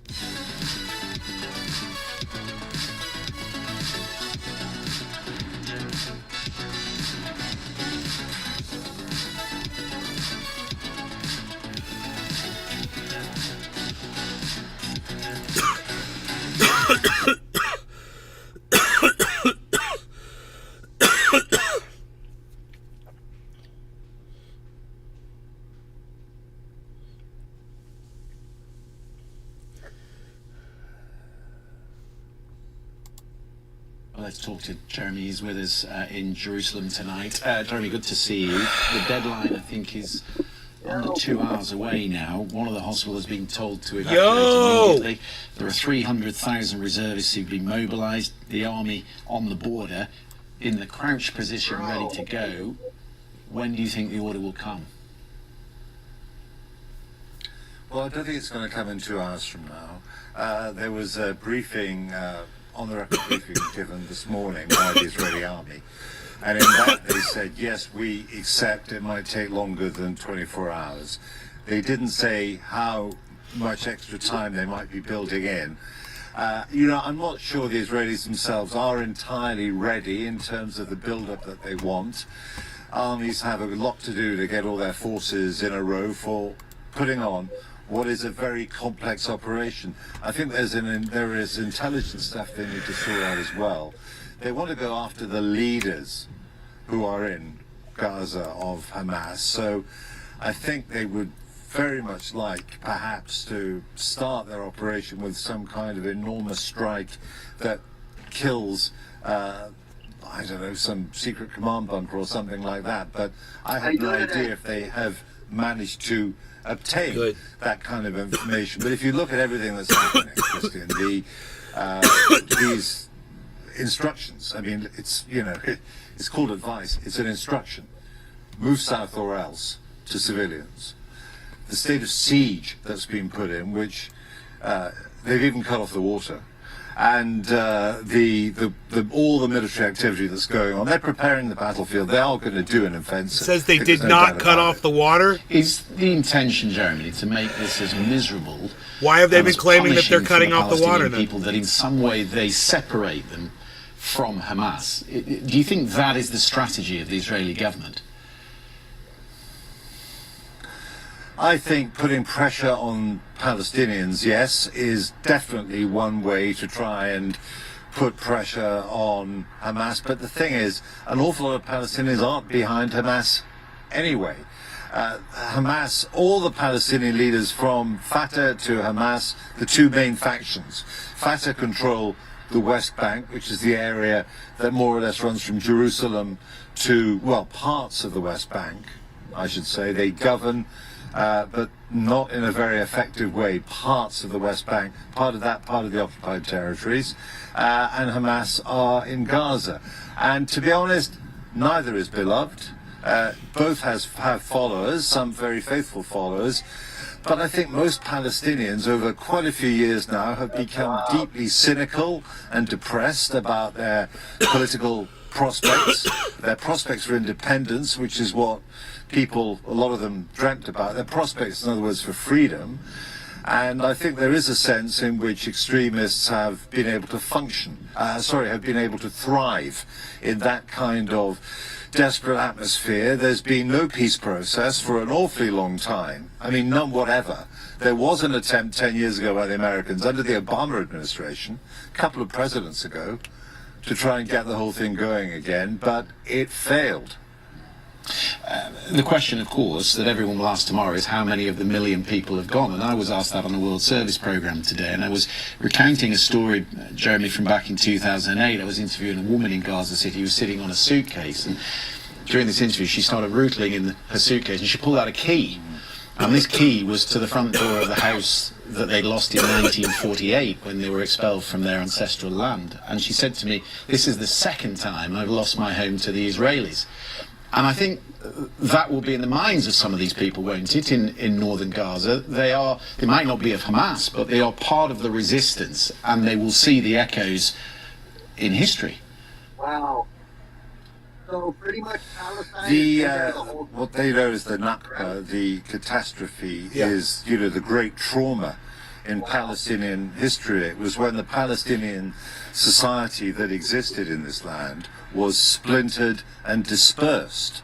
The area, for example, that area around Gaza with the Israeli farms, kibbutzes, towns, big fields, rather fertile, there were Palestinian villages there. There were Palestinian farms. The town of Ashkelon, which is very much an Israeli town, had a different name. That sort of stuff.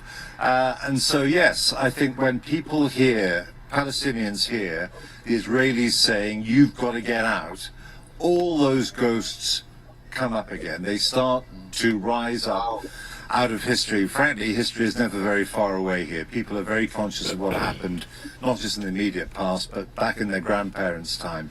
And add to that, because of the extreme nature of the people who, until he formed his war cabinet, were sustaining the government and taking part in very prominent positions in the government of Prime Minister Benjamin Netanyahu, there were people there who were talking about a second Nakba. And the concept of transfer is something that has been discussed, i.e. expelling Palestinians, is something which has been widely discussed in Zionist thought almost from the outset. So, there's, when just one small thing, bingo, all of this history going back a century or more in some cases comes pouring out. And that's why in the piece that you've just played that I did, there was that man in Gaza saying, it happened to my grandfather, now it's happening to us. Yeah. There was one other thing that happened today which made me think of you. You'll have heard the very sad story that a Reuters cameraman has been killed on the northern border. We're seeing him here in the picture. Our sympathies to the Reuters team who were there on the border and suffered that. But it brought back memories, of course, Jeremy, of what you suffered 20 years ago in a very similar position, and it must have come back to you as well.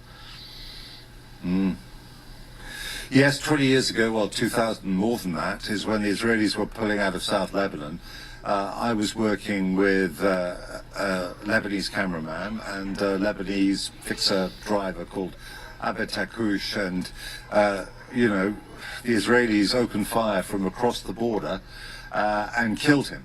And then they had a go at killing Malik, the cameraman, and myself with the heavy machine gun. They didn't succeed, but Abed was killed. Yes, journalism, especially in war zones, can be a very dangerous job, and sometimes journalists are targeted, and sometimes they're in the wrong place at the wrong time. And what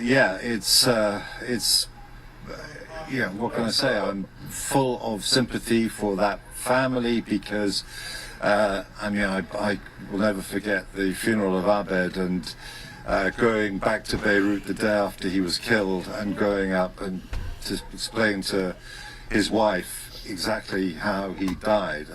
That was a pretty bad day. Yeah. It's a reminder how much... I'll say it again, man. You guys don't need to go out there and report from the battle zone for us. We know what bombs look like, and you don't have to go out there and say, oh, look, there's a bomb overhead. There's a fucking rocket over there. You don't need to do that. And so when you guys get killed doing it, don't look to us for sympathy for you. These are stupid decisions that you make because people have been doing that for years, and it's just, you can't outgrow a stupid freaking tradition of journalists putting their lives in stupid places. Pinoy, everybody. We got Pinoy in the house. Dude, it's 2023. Where are the fucking drones at? Where are the press drones? Bro, tell me about it. Right? You're like, what the hell, bro? You can get one at Walmart right now, $199 for a nice drone. Exactly. That you can control from your hotel. You know what I'm Exactly. saying? Like, Yeah, exactly. damn. Now let me put on this press vest that shows everybody on the battlefield that I'm a press person. You know what I'm saying? They just put this target on me and let me run out of the field for a little while. Yeah, I'll make you famous when you kill me. Yeah, exactly. Freaking stupid. I won't just be a scratch on the side of your gun. It'll go down in history. Forever. Bro, this thing fucking totally collapsed. Bitcoin went straight up, 27,000, and then it fell. Now it's down to 26,826. But it was glorious while it lasted. It was glorious. I don't know what the hell's going to happen now. I'm looking at a giant, oh my goodness, it's a giant head and shoulders pattern. We are in big trouble. If it goes up and goes down again, that'll be bad. That'll be bad, McCoy. That'll be bad. That'll be bad, McCoy. Now, did you sell up? Did you sell on a peak? Did you what? sell when it peaked? Did you sell? Oh no. I didn't sell anything. No, I'm not selling anything. It's not peaking for me, man. I mean, we were up to 30,000 about a month ago, maybe a little bit more. So, you know, this ain't. Hoot in hell. Rumor is it'll drop a good bit.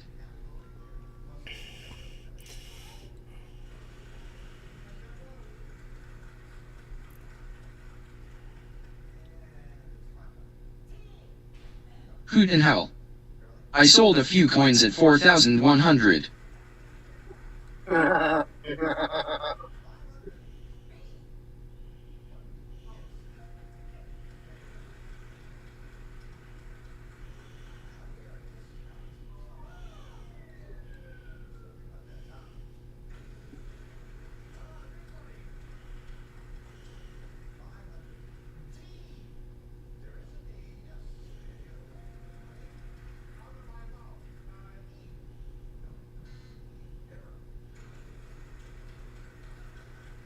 Dude, I-5 is a freaking parking lot today.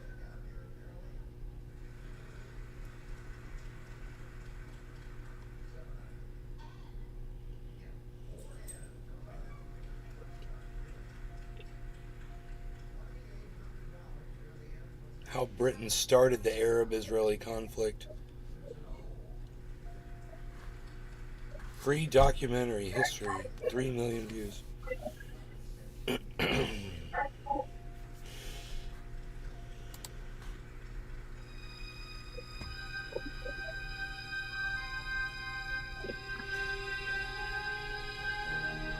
I probably can't play this on here. They're probably going to copyright strike me on YouTube.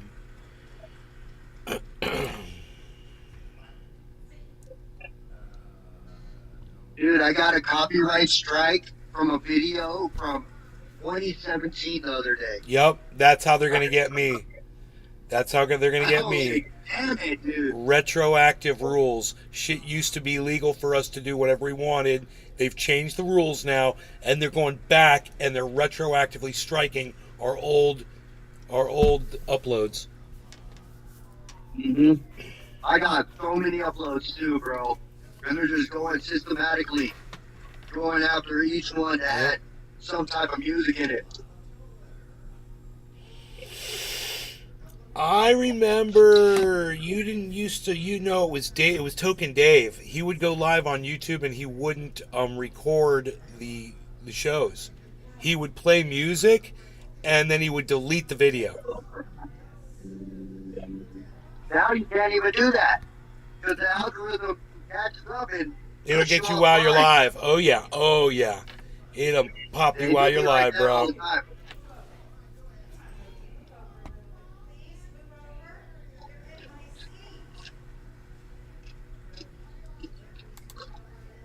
Well, tonight's cross-border raids by Israeli forces were limited to raids searching for evidence of the whereabouts of hostages who were abducted during the Hamas attacks last weekend. Entirely different from the massive show of Israeli force that's now being assembled along the border with the Gaza Strip. And if these are indeed preparations for the widely expected ground invasion, then it looks like being on an unprecedented scale. It's the biggest build-up of Israeli armour around Gaza there's ever been. This afternoon, all roads and dusty tracks led to muster points close to the border with the Strip. Here, the column held up look at this row of tanks. who didn't seem to mind, indeed honked their horns in support.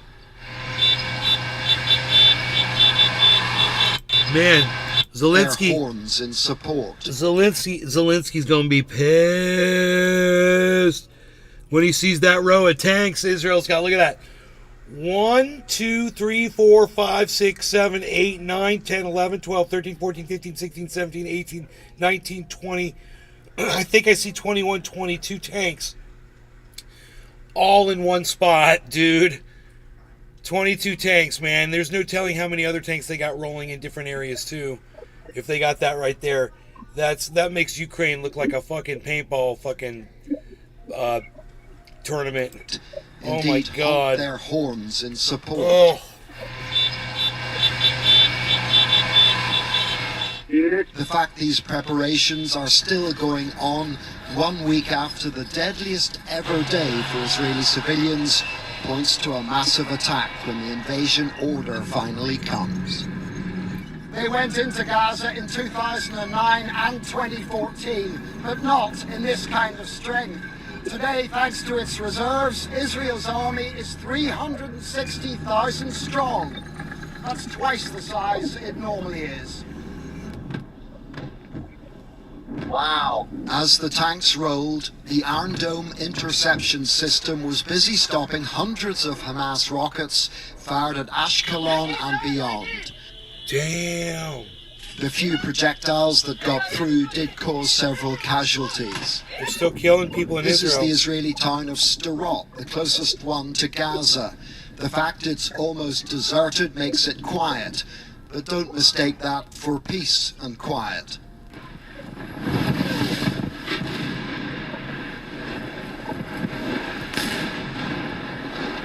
Holy shit.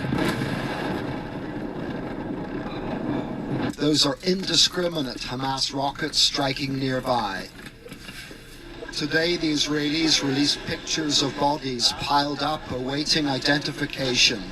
The images provide a united society with yet more motivation for what lies ahead. For now, Israel is focused entirely on the destruction of Hamas, but there's no plan for afterwards, when the dust settles. Ironically, 20 years ago, Israel could see beyond America's rage following 9/11 and wisely cautioned against the Iraq invasion. Tonight, the people of Gaza must be worried that this country can't see beyond its own rage. John Irvine, News at 10, Southern Israel. Well, let's go back now to John. His report on the Gaza evacuation you saw earlier, and John is now back in Tel Aviv.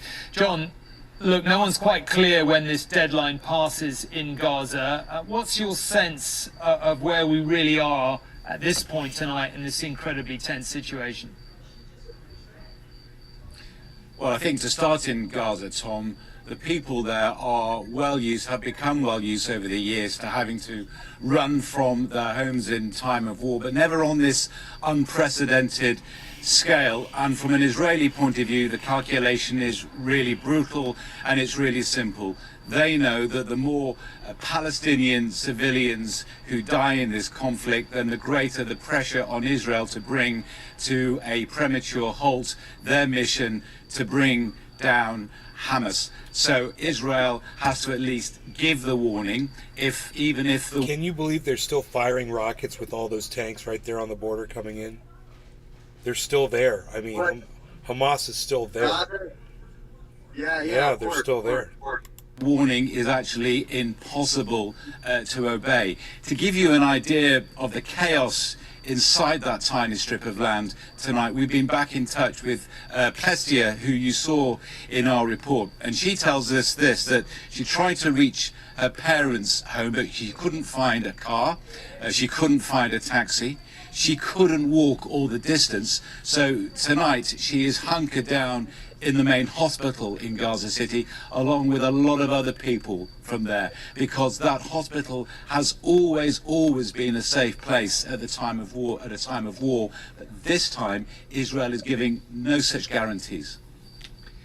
Well, obviously, one of the big constraints on the Israelis, from their point of view, is the hostages. I mean, presumably they still have no idea where they are across Gaza. You're right. The mission is to destroy Hamas. It is to bring, secondly, those hostages back. And that, Tom, explains in part the cross-border raid that you've been talking about. The IDF unusually revealing details of that today, saying that their elite teams have crossed the border in part to try to hunt down these hostages. My understanding tonight is that, sadly, all they found were the bodies of more Israelis murdered by Hamas. Okay, John, for now, thank you very much indeed.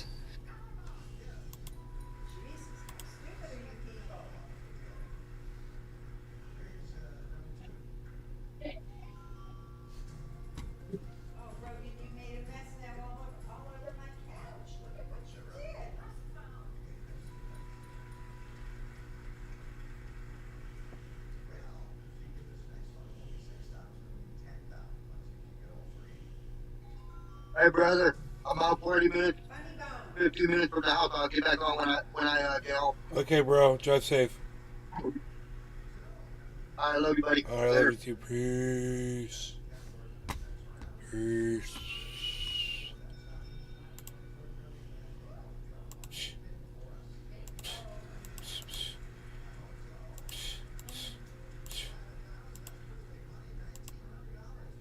What the?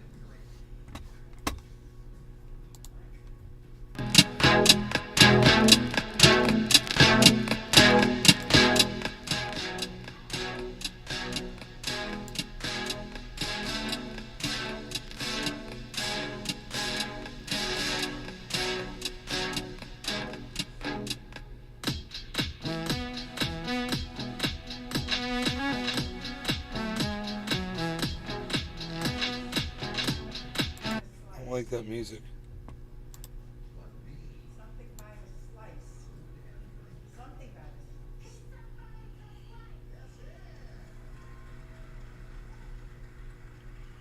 I kind of like this.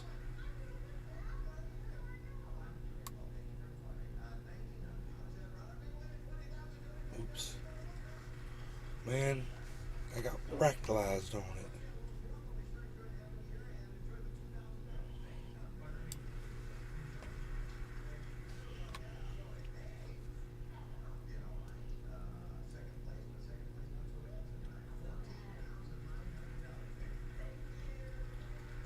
He sold at 41.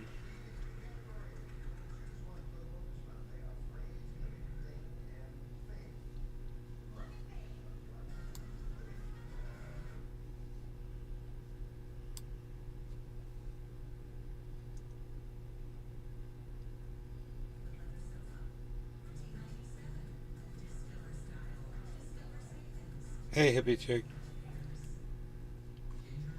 Cheers.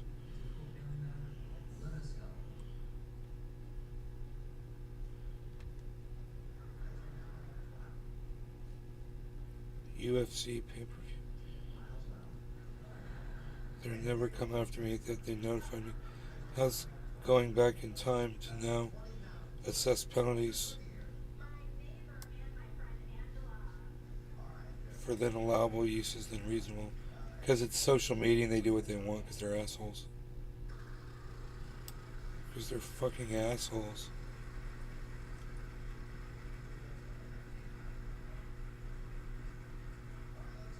See, I like how it's all like changing colors and shit. But I also like how the sky's like changing different colors.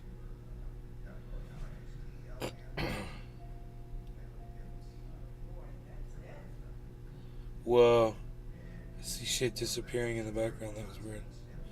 Here, let's see if we can get it in a higher def. 1080. Let's put that 2160. Yeah, baby.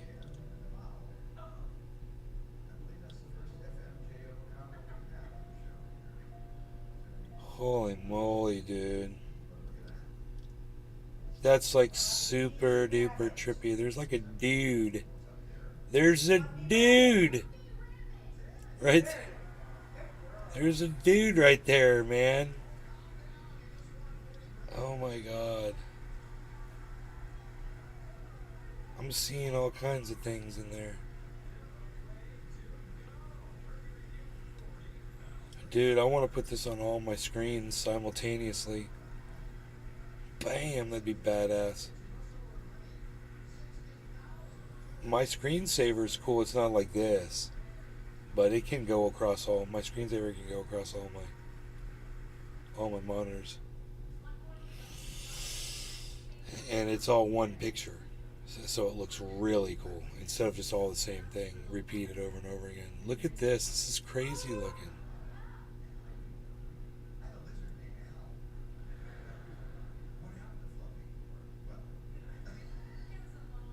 What do you guys think of this?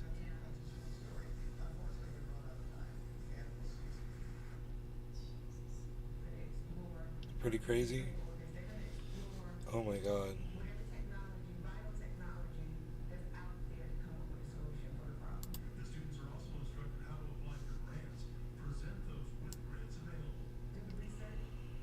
Dude, it was so trippy, bro. So trippy. Oh my god. We're just tripping out on the total trippiness of the trippy stuff.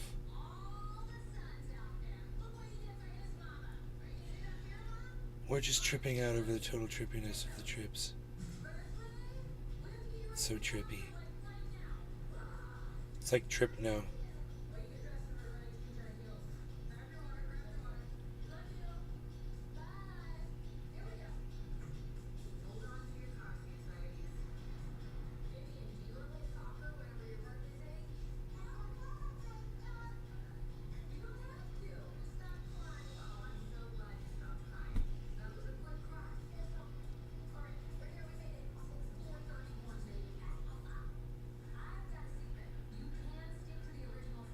Dude, do you remember before there was like a sky with like stars and galaxy and shit?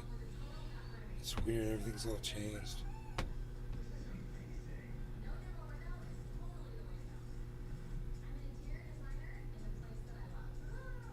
Dude.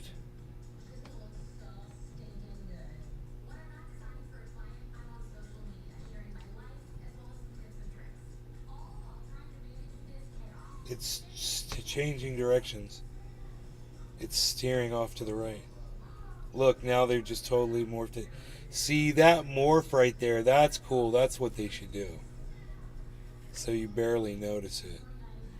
That's some kaleidoscope shit right there, dude. Look at the very outsides. Like right here, it looks like it's like melting on itself. That's so cool. That's so cool. That's totally a kaleidoscope effect.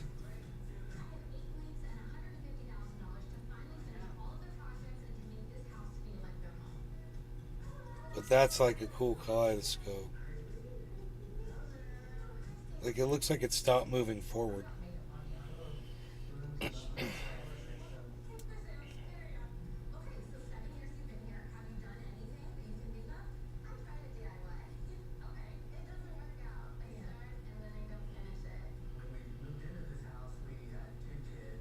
Okay, so you guys aren't going to answer me? I asked you if any of you liked watching this. Nobody said anything. So you guys aren't going to talk to me, are you? Are you not going to talk to me? 27 viewers.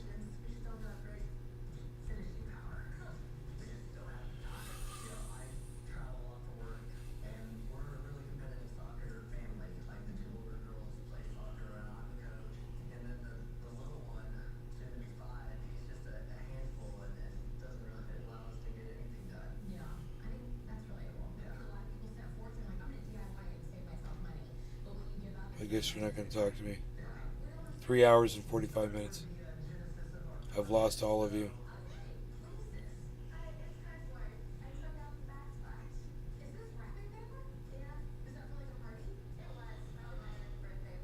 Whoa, dude. It's crazy looking. So colorful.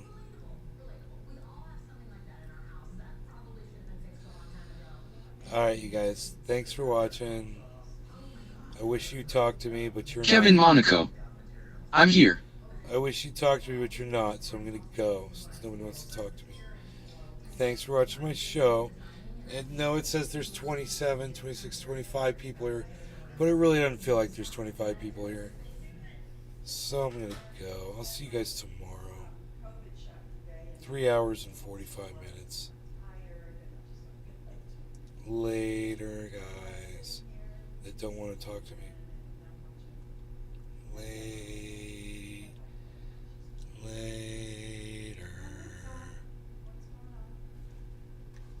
Let's sign out of my account over here. What's up with that?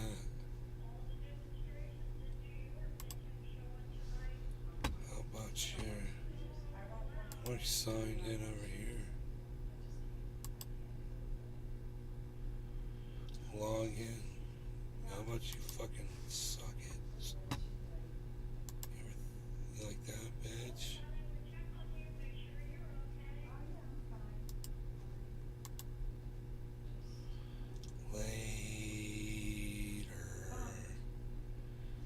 Later, everybody who doesn't want to talk to me. Later.